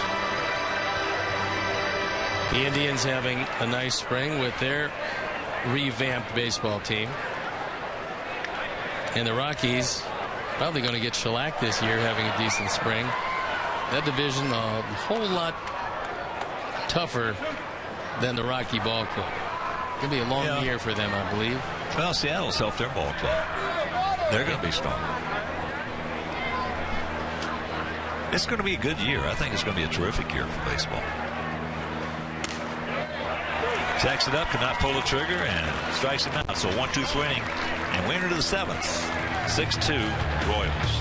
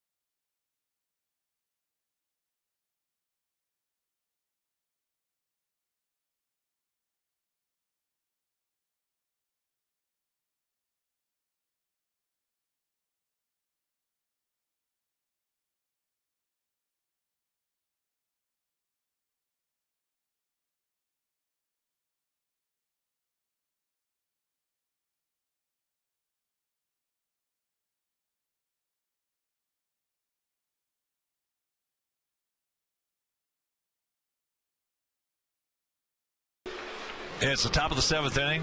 Sox trail at 6-2, and I tell you, that young Eric Johnson, who went 4 innings giving up 1 unearned run, was impressive today. I thought he threw the ball very well, and we knew today would not be an easy day because Robin wasn't going to throw any of the major league pitching at Kansas City because we opened up against them. Didn't want to give them any type of advantage, and that's what's happened. And Diaza scored both our runs. He hit by a pitch in the first. Came around to score on the infield single by Keppinger. And then Alejandro homered in the 5th.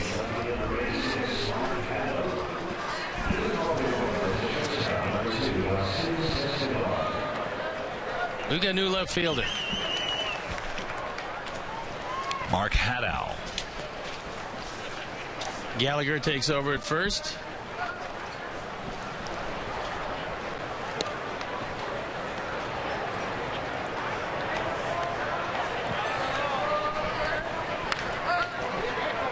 And Escobar fouls it back. Alcides 1 for 3.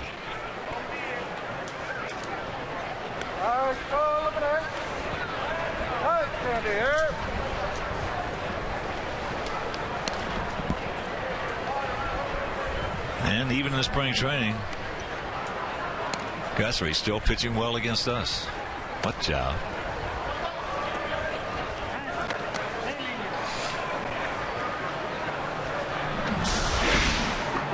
Turning into the catcher is a way to do it. You keep that lead elbow out of the way and you live to fight another day, but very few guys do it that way. No.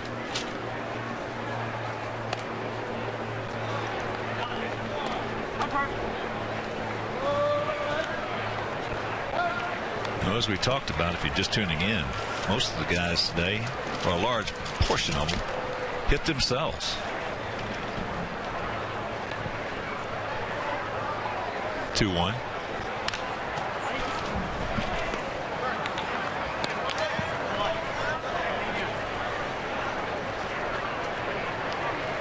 Talking about Guthrie, he has the 4th most starts in Major League history without a shutout. 183. That's amazing because he's had some pretty good ball games.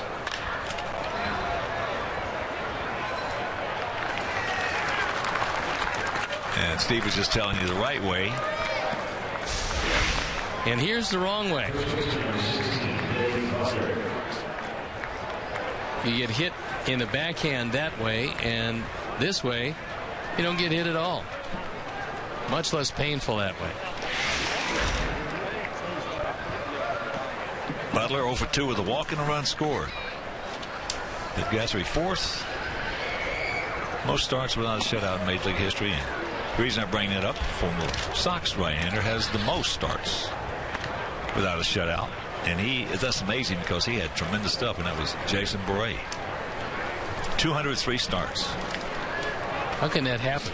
With his stuff, I'll tell you what, there for a while, Jason Borré had the best right-handed stuff in the American League.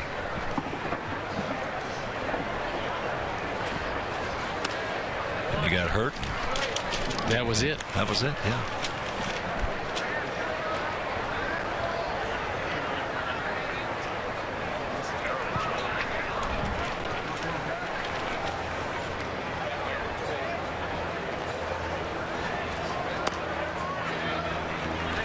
Well, the real shame of it is for the guys who got hurt in that era and the era before them.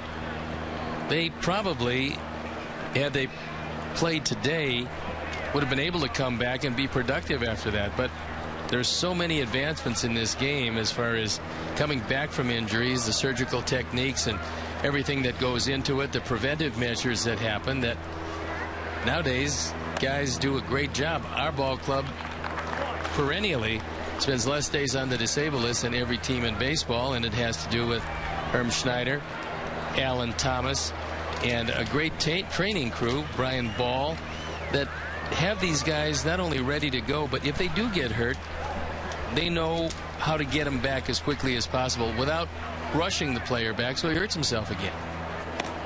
And our superior team of doctors, who are great. I tell you what, as you mentioned, White Sox, if you want to go back and check it, it's documented. Check it out for the last 15 or 20 years and see who spent the fewest days on the DL.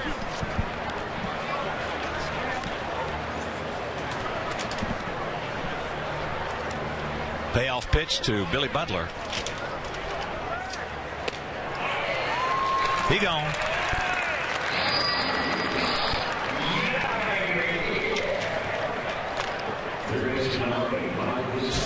This ball out of the zone. And Butler, more times than not, during the course of the championship season, is not going to swing at that pitch. Decided to expand his strike zone. Here's Moustakas, 0 for 2 with a walk and a run scored. But earlier you were talking about this Kansas City team and their bullpen. Somebody didn't realize that Kelvin Herrera throws 1 billion miles an hour. He has the highest average velocity of his fastball in the American League in 2012. We saw it. It's not surprising. Wow, 98.5 per fastball. Average. Well, he hit 100 against us a lot. Yeah. Everybody that walks out there, as I said, they're all about 5'10". Except for Collins, who well, that's 5'7". looks a bit like a jockey, but he has a great curveball and great stuff. Except for yesterday, tough day for Tim Collins yesterday, giving up 5 in an inning against the Diamondbacks. But there's a whole lot of teams in this league that would love to have him as one of their left-handers out of the pen.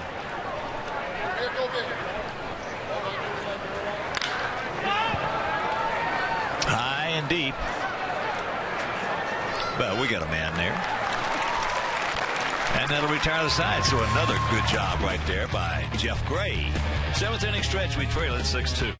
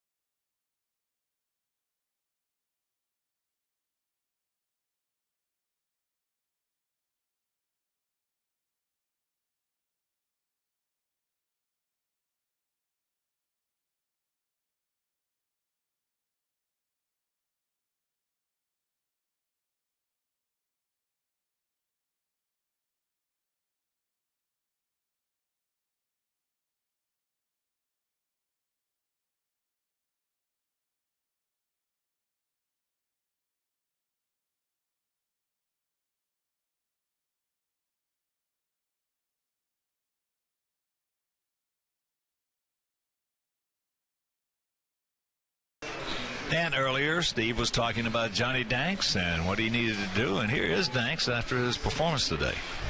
Talking to Dr. Romeo, Dr. Nicholson, CBJ, it's it's different for everybody. It was a very general date.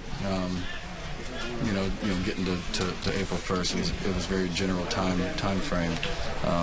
Each guy's different, so they told me all I can do is throw and keep on doing what I'm doing, and it'll come. So that's what we're going to do.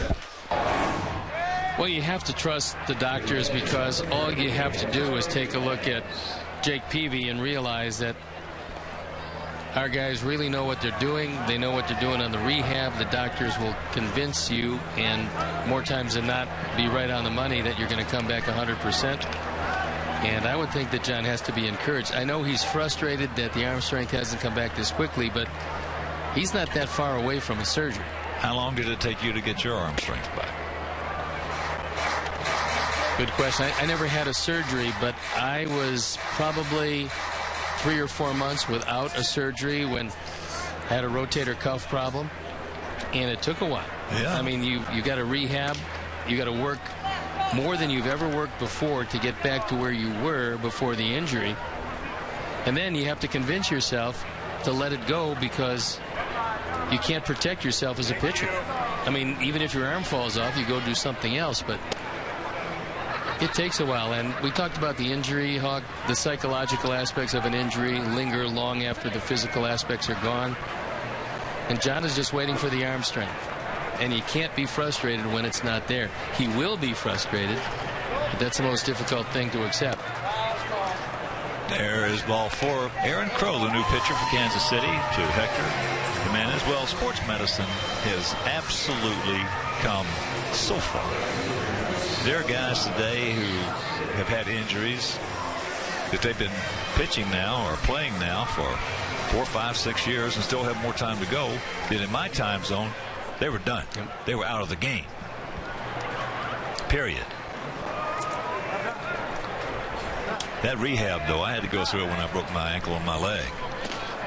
And unless you ever had to go through rehab, believe me, you don't want to. As Trace Thompson takes strike 1. Trace is 1 for 2.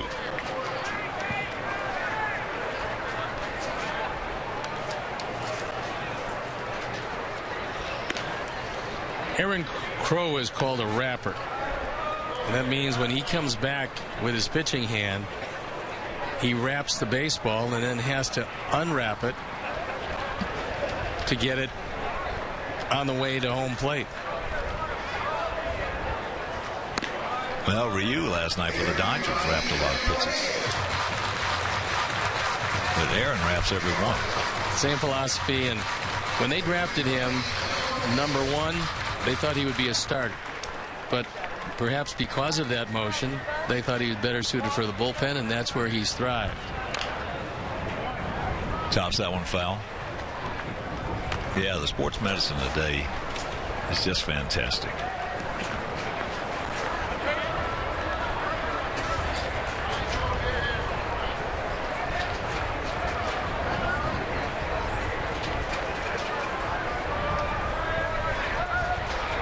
I think one of the big factors, maybe different than when you and I played, as he looks at strike 3, was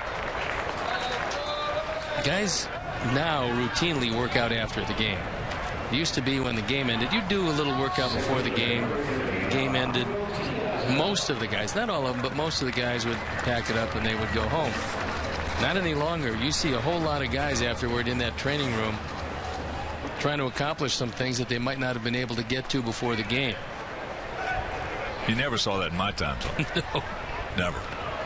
And the rehab was something to behold. I think I told you about my rehab. After I got out of the cast, I was in the cast for almost 6 months. And I had to break down those adhesions. That felt good, didn't it? So what the doctor told me to do, this is in Cleveland. He says, when the team goes on the road, you go out there early in the morning, you take a thermos jug with you. And when you take that thermos jug with you, what you do is when you're home, you fill it up halfway with orange juice and fill it up the rest with vodka. And he said, when you get to the ballpark, you drink about as much of that as you can, and you sit down and wait for about 15 or 20 minutes, and then you drink the rest of it. And then you go out there and you start running. Jeez. And this is at 8 o'clock in the morning with no breakfast. I got about 10 feet before I was right on my face. But you, not from the running. But you didn't feel your ankle that much. I didn't feel my ankle. I didn't feel anything. But that was one of the methods to break down the adhesions back in those days. They just take you in there, put you down for a few minutes, break those adhesions down, you get up and you got none.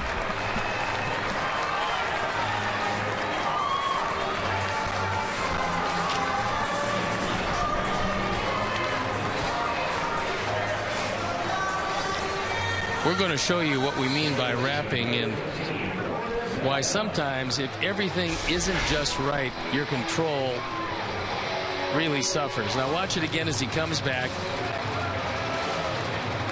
Turns his wrist backwards, has to come back, flip it up to get into the throwing position. And there's been a lot of very good pitchers and some great pitchers who did that. Not all that many. Rick Sutcliffe was one. Don Sutton was another guy that was a rapper. I did it early in my career when I threw hard. Then after I hurt my arm a couple of times, all of a sudden it naturally just went away. I don't know why to this day, but Crow feels much better doing it. It is deceptive if you can keep your release point consistent and thus your control consistent. They're going to go. And they get him at third. And that'll retire the side. So we have completed 7, and we still trail at 6-2. You got this? No.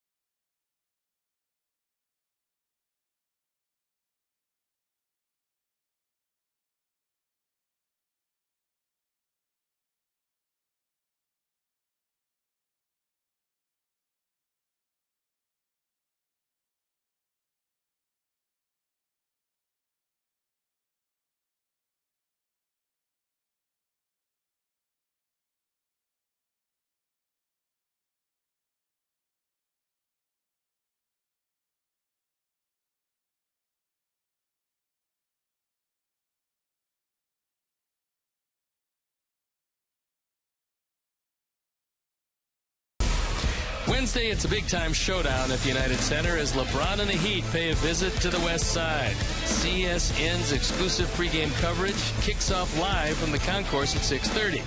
Don't miss Bulls Heat Wednesday night at 6:30 on Comcast Sportsnet. It's a 6-2 Kansas City lead here in the top of the 8th inning. 6-6-0 for their guys, 2-6-2 for our guys.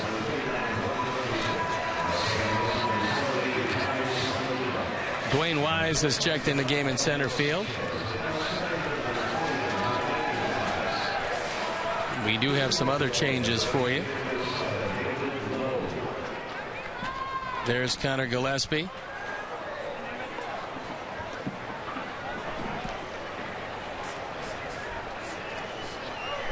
Got Saladino at second base.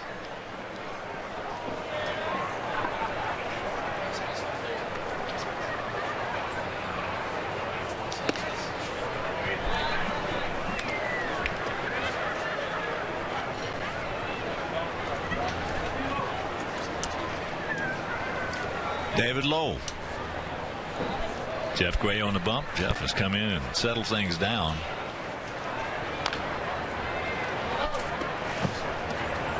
As Brian Anderson checks in behind the plate. So in the infield now it's Gillespie, Sanchez, Saladino, and Gallagher. Anderson behind the plate.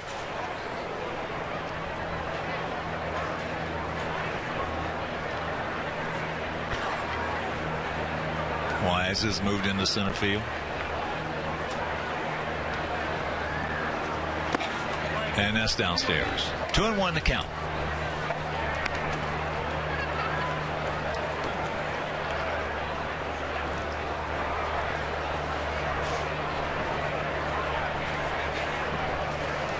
Two home runs in the ball game. One for them. That was by Alex Gordon.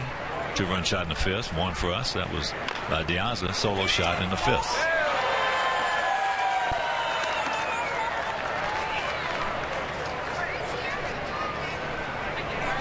David Lau having a good spring. Catcher, Mark. Pretty good for a catcher.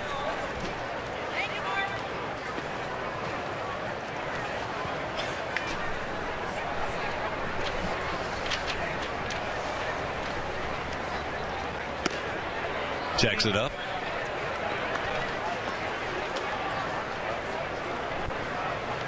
Full count.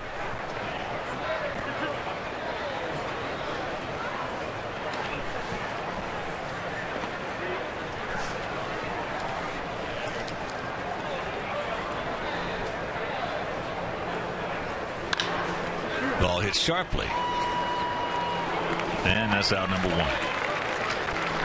And a reminder, you can book your outing of 20 up to 56 people in our new Miller Lite bullpen party porch. The catered package includes food and beverages for 3 hours. And you can enjoy all this inclusive area with some of the best seats in the house from our renovated tables in the Miller Lite bullpen sports bar. So book your party porch today.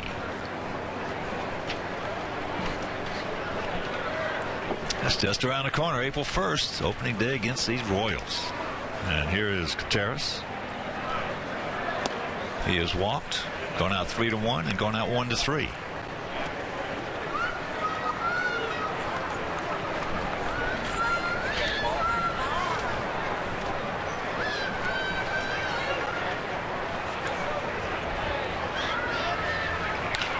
It's out of play. Jeff Gray, 31 years old. He was with us 2011. He went to Seattle. Spent last year at Minnesota and now back in a Sox uniform. Well, he's one of those guys that you love to have as an insurance policy in case a right-hander or two might get hurt. It's a long year. Very rarely do you use the same guys either in the rotation or the bullpen, so you have to have those veterans at AAA. Most of your really good young prospects are at AA around baseball, and AAA is the holding area where you have your insurance policies. Sharply hit down into the corner. So the 1-out double.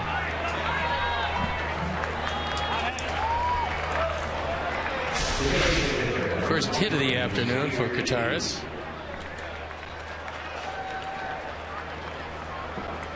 And first hit given up by Gray. So here's Nady. This for Gray, his third inning of work, came into a huge jam in the 6th. First and third, nobody out. Got the double play ground ball. The run scored, not charged to him, charged to David Percy. And then got out of the inning in a perfect 7th.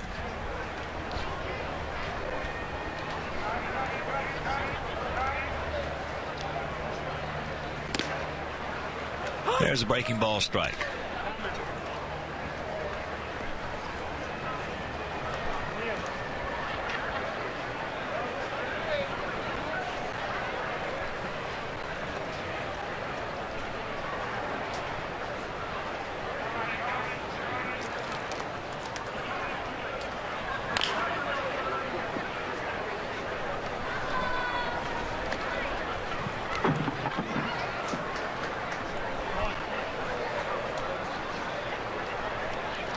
To the count.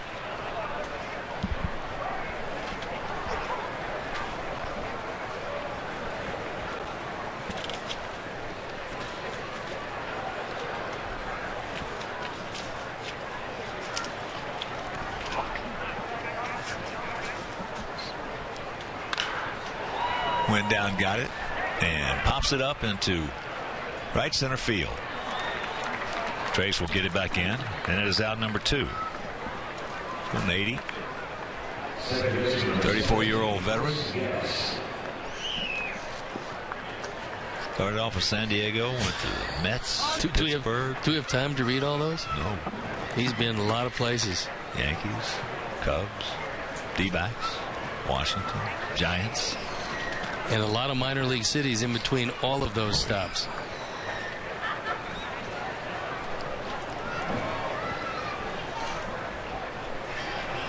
Here's Chris.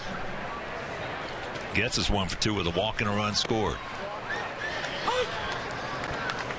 Takes first pitch strike.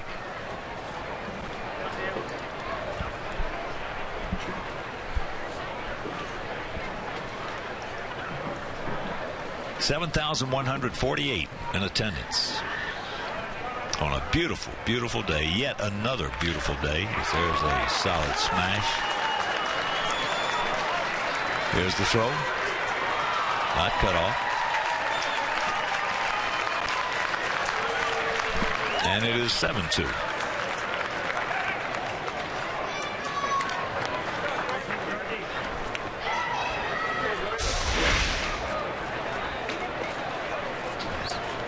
RBI by Getz. But the big part of this Yeah. for your young players is that you have to make this throw able to be cut off, because you can't allow Getz to go to second base. The throw is cut off. They're going to throw him out at second. As it is now, doesn't mean anything in this one at 7-2, but when the trailer goes to second in a scoring position in a close game, it means a whole lot.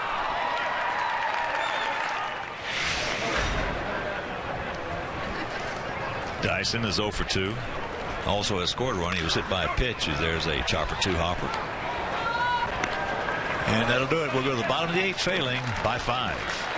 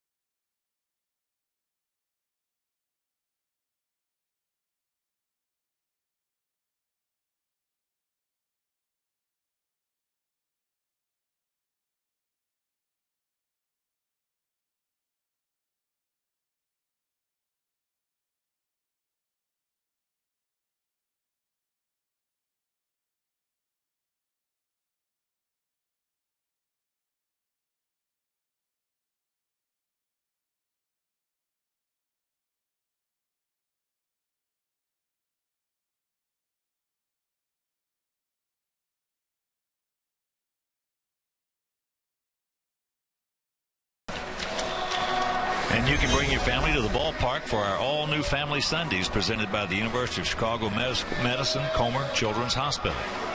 Tickets start as low as $5 and parking is just $10. Kids' activities include pregame player autographs and running the bases postgame, and the White Sox and Comer Children's Hospital teaming up to promote a healthy lifestyle and combat childhood obesity. Some more changes for Kansas City. It's Navarro at second base, and Joseph taking over on the hill. Donnie Joseph having a pretty decent spring. When opponents are hitting under 100, you're doing okay. But I'm not sure there's any room in that bullpen, that very crowded, very talented bullpen, for any more additions. So he's probably going to go down, throw some innings in the minor leagues, but again, be ready to go if and when. Well, you don't see a bunch of that in today's game. There's still some. I used to really feel bad for White Sox pitchers when I was playing. Would go over to play them. Payne Park, Sarasota. Ray Barrios was the pitching coach. And come the 7th inning, all the White Sox pitchers are out there in the outfield running, and they would go foul pole to foul pole, foul pole to foul pole, foul pole to foul. That's one reason they had such a great pitching staff, was because come August and September, they were still ready to go. Their legs were in great shape. Well, they paid the price.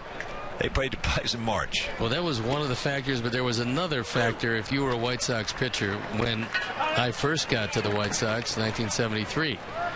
That was if you were going to make the White Sox team, you had to throw against the Pirates at Bradenton in B games.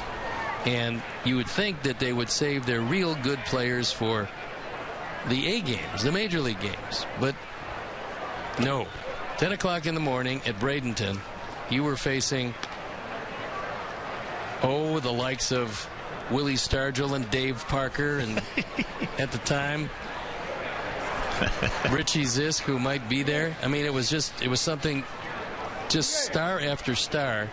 Guys that were going to take them to championships, you had to get out at 10 in the morning. A lot of guys never made it because of those Pirate Bashers and the 10 o'clock games in Bradenton. I don't think there's any question that when Ray Barrios was there, the White Sox had the best conditioned pitchers in Major League Baseball. I know in '67 in that pennant chase, they went with a 3-man rotation for a while. And in between starts, they threw 5 minutes of BP. That was good. I was in one of those White Sox 3-man rotation because they wanted Wilbur Wood to get as many starts as possible so he could go on to lose in excess of 20 games every year. But for the conventional pitcher, as Stan Bonson and I were, it was very difficult. I started the first and the fourth game in Texas at the end of July. Oh, boy. 2 games in the same series. Oh, boy. Lost on Monday. Got a no decision on Thursday. Was the happiest man in the world because I thought I probably was going to lose both of them. And they were the 3rd and 4th consecutive start on 2 days rest. I wound up making 10 starts on 2 days rest that particular year. And Stan Bonson had 19 losses. And he went to Johnny Sain and he said, how many starts do I have, Johnny? He goes, Stan, you got none. He goes, well, by my counting, I have 2 or 3. He goes, no, you have none. I said, well, why? He said, because I'm not going to be the only pitching coach in Major Leagues to have 2 20-game losers. So you're going to the bullpen, and you're getting close to a decision.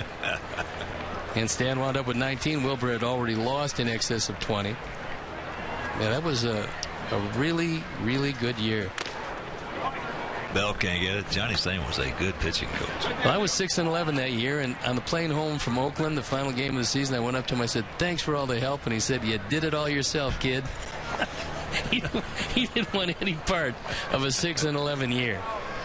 You know, as a hitter, you could tell a pitcher that Johnny Sain had worked with. That control breaking ball? Slider. The control ball. He called it a control breaking ball. It was a looper. Yeah. Came looping at you. Well, he had a baseball that was almost on a little spit, and then he would show you how he wanted you to throw that pitch.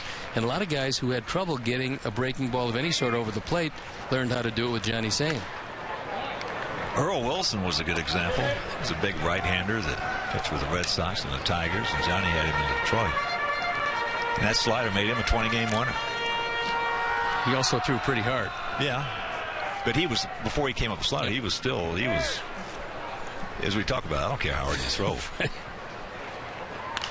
But, no, Earl became a terrific pitcher for that slider. What's it going to be like? I mean, we're down here. The weather's beautiful. The temperatures are great. Mid-80s, a great part of the last 3 weeks of the spring. For a pitcher, I love to pitch in April because I love to go inside on the right-handers and watch them as they reacted to all the bees. From a hitter, what can you do to combat that cold weather? Whoops. Well, the first thing is you had to drink a lot of coffee. Yeah, you could do that, certainly. Don't ask me. I'll tell you what, in April, when it was cold, if it got cold in September, I was dead. Some guys are great cold weather hitters. I couldn't stand it. I just thought it was much to the advantage of the pitcher because once we warmed up, you got to the point where the hitters didn't want to hit. And if you went inside and jammed them one time, preferably the first time up, they could feel it through the entire game. You had us looking inside all the rest of the game. Now, all of a sudden, instead of a 17-inch plate, you get about a 23, 24-inch plate. I think, my best year home run rise was 35. And I think I hit 1 in April, and I think I hit like 3 in September because it was so cold. That is out number 2. So that's quite a contrast right there.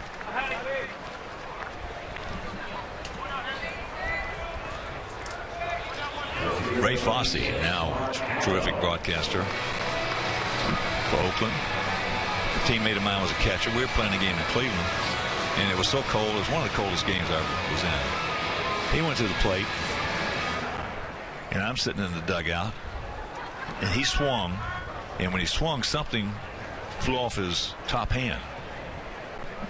Wasn't his thumb, was it? It was his thumbnail. Knocked his thumbnail right out of his hand. He came walking over the dugout, and blood just pouring out of that thing. Well, we still see him now when we play Oakland. What a strong guy he is still. Oh, he's a terrific guy. He and Carol, they've been married, I don't know. Wow, they were married back in, 1970. So, great teammates. And he was one of the best-looking young catchers you ever want to see up until that All-Star game. And Rose leveled him. I don't think Ray was ever the same after He that. never was. Never was. He never had the same stroke. And the funny thing about it is they had dinner together the night before.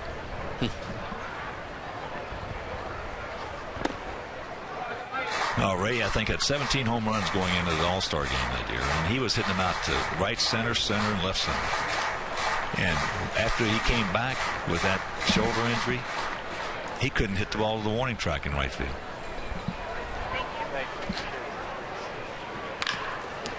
Ball hits sharply, comes up. Now they're going to hit the force at second. So Hadow hits it hard. Meanwhile, right at him.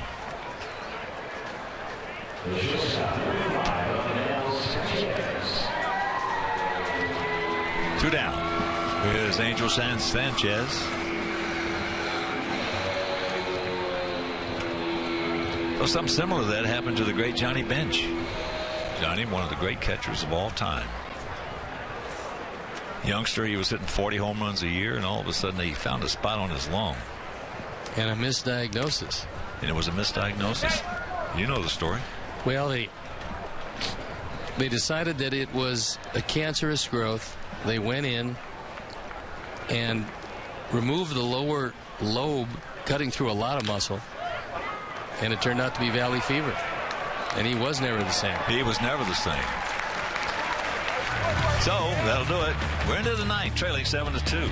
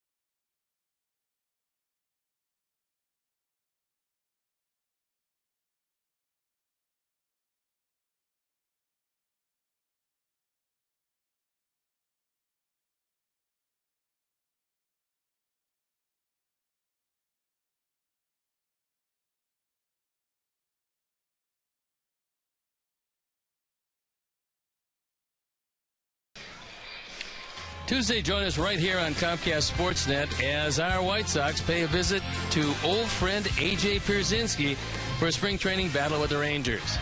Catch White Sox Rangers Tuesday at 3 on Comcast Sportsnet.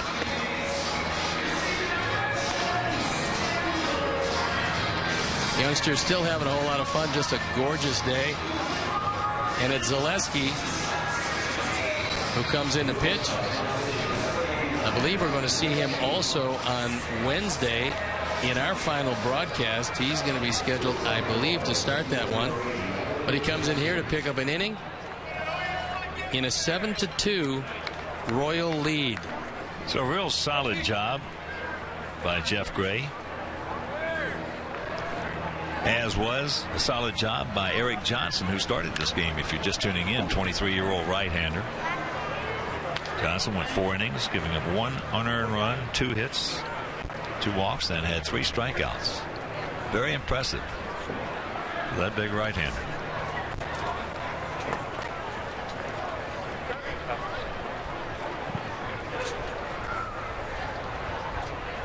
And here's number 80 for Kansas City. I believe it's Elliott Johnson. Of course, then again, I believe in Bigfoot. Well, there's something Johnson.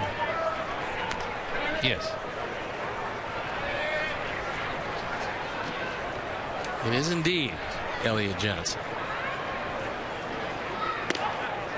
Hey. 3-1 to count.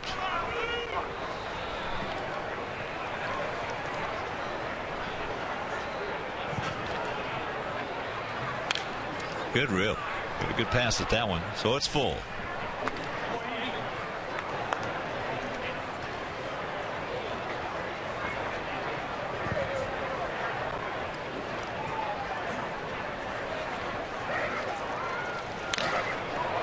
That's high and deep into right field. Trace going back. And it's off the fence. Off the wall. So Johnson going to cruise into third with the leadoff triple.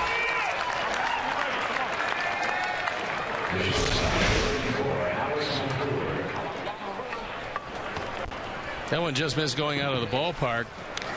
No chance at all for Hadow.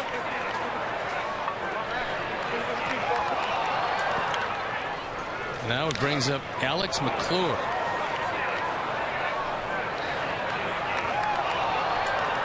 He's the shortstop.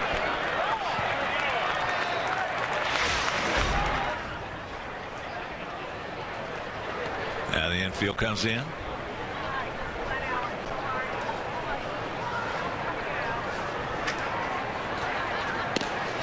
And there is first pitch strike.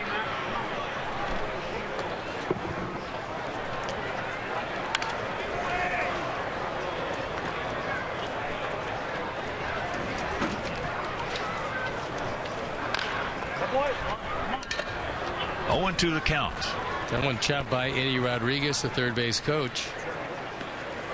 McClure only his 4th at bat in a big league game this spring. There's a look at Eddie.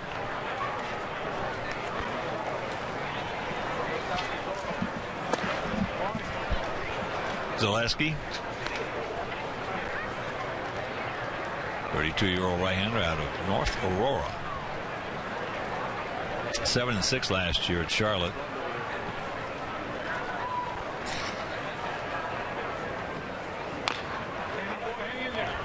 And another foul ball.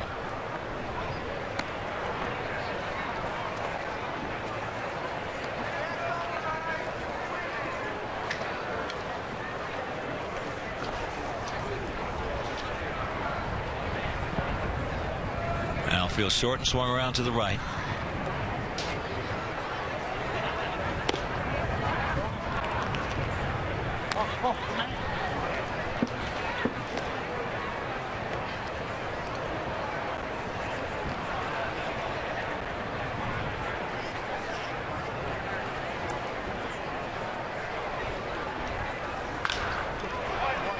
Protecting and slaps it foul into the right field seats. 7 runs, 9 hits, 1 error for the Royals. 2 runs, 7 hits, and 2 errors for our guys.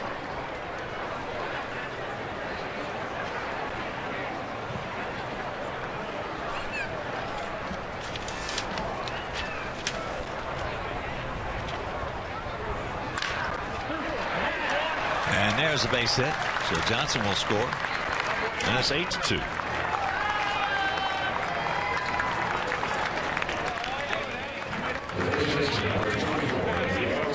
Miguel Tejada steps in the batter's box.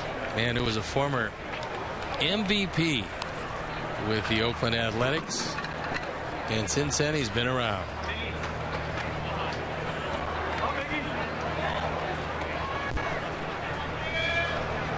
he was a story.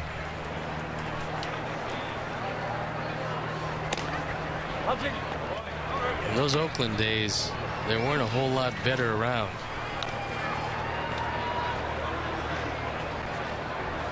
Big time power.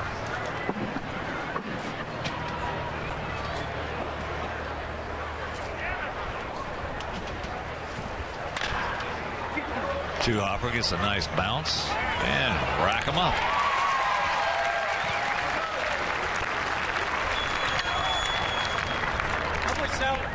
Second double play turn by the Sox. This was well turned by Sanchez and Saladino. Use that base to protect you. You stay in back of it, the runner can't get any part of you. Of course, Tejada doesn't have very much speed, so he's easily turned two. Falou. Irving Falou fouls it away.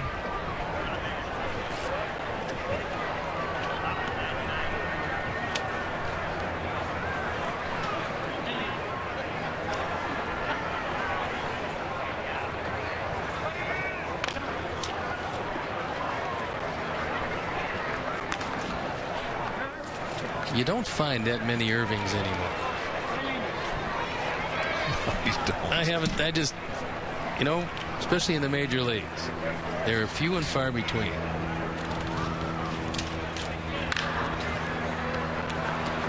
Sucks it up, throws him out, and that'll retire the side. They do come up with a run. Lead off triple by Elliott Johnson. He scores, and we'll go to the bottom of the ninth. It is 8-2 Royals.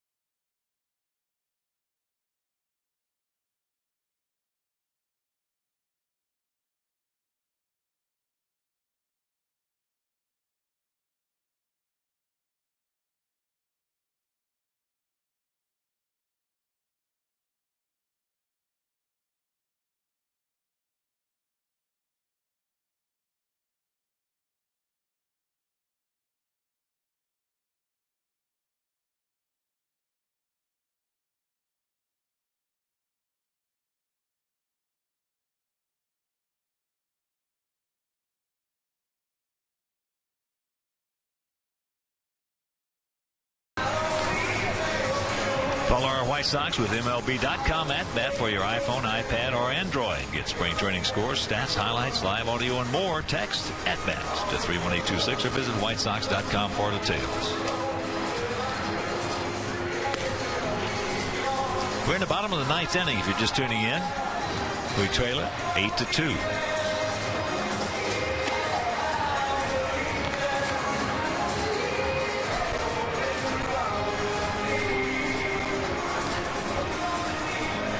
Just a gorgeous day for baseball. Got tomorrow off as hard-throwing Kelvin Herrera comes into the game. Hawk told you a little earlier that at 98.5 miles an hour average fastball last year, he was the hardest thrower in all the major leagues. So here's Brian Anderson, the catcher.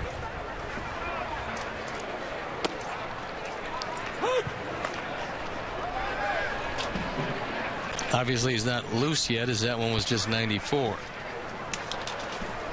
He is 5'10", 200 pounds.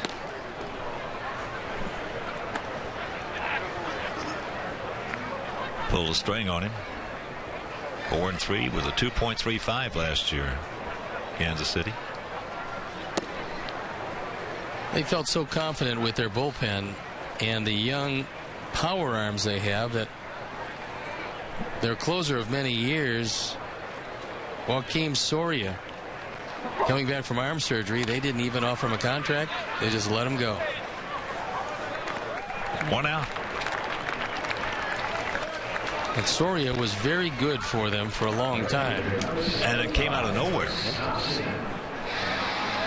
He was a starting pitcher. And then one day they ran out of relievers and they asked him, "Can you relieve?" He says, "Yeah." "Can you close?" "Sure." Never had done it before, but he was an unconventional closer because he wasn't overpowering, but he could throw it to a teacup. Trace Thompson. Trace 1 for 3. Well, one thing about it, we did not do too much to that Kansas City bullpen last season. We didn't have very much luck with them. They got the lead. We were in trouble, as evidenced by their 12-6 record against us. Yeah, they did that to just about everybody. It was a starting rotation that forced them to lose 90 games. Because their ERA starting rotation was 5.01. That is high and foul, but caught. So 2 down.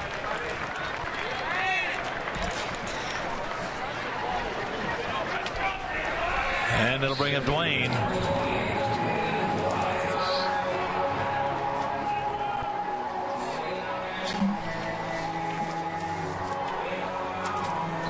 And a reminder, right after our ball game, coming up next is High School Hockey Championship.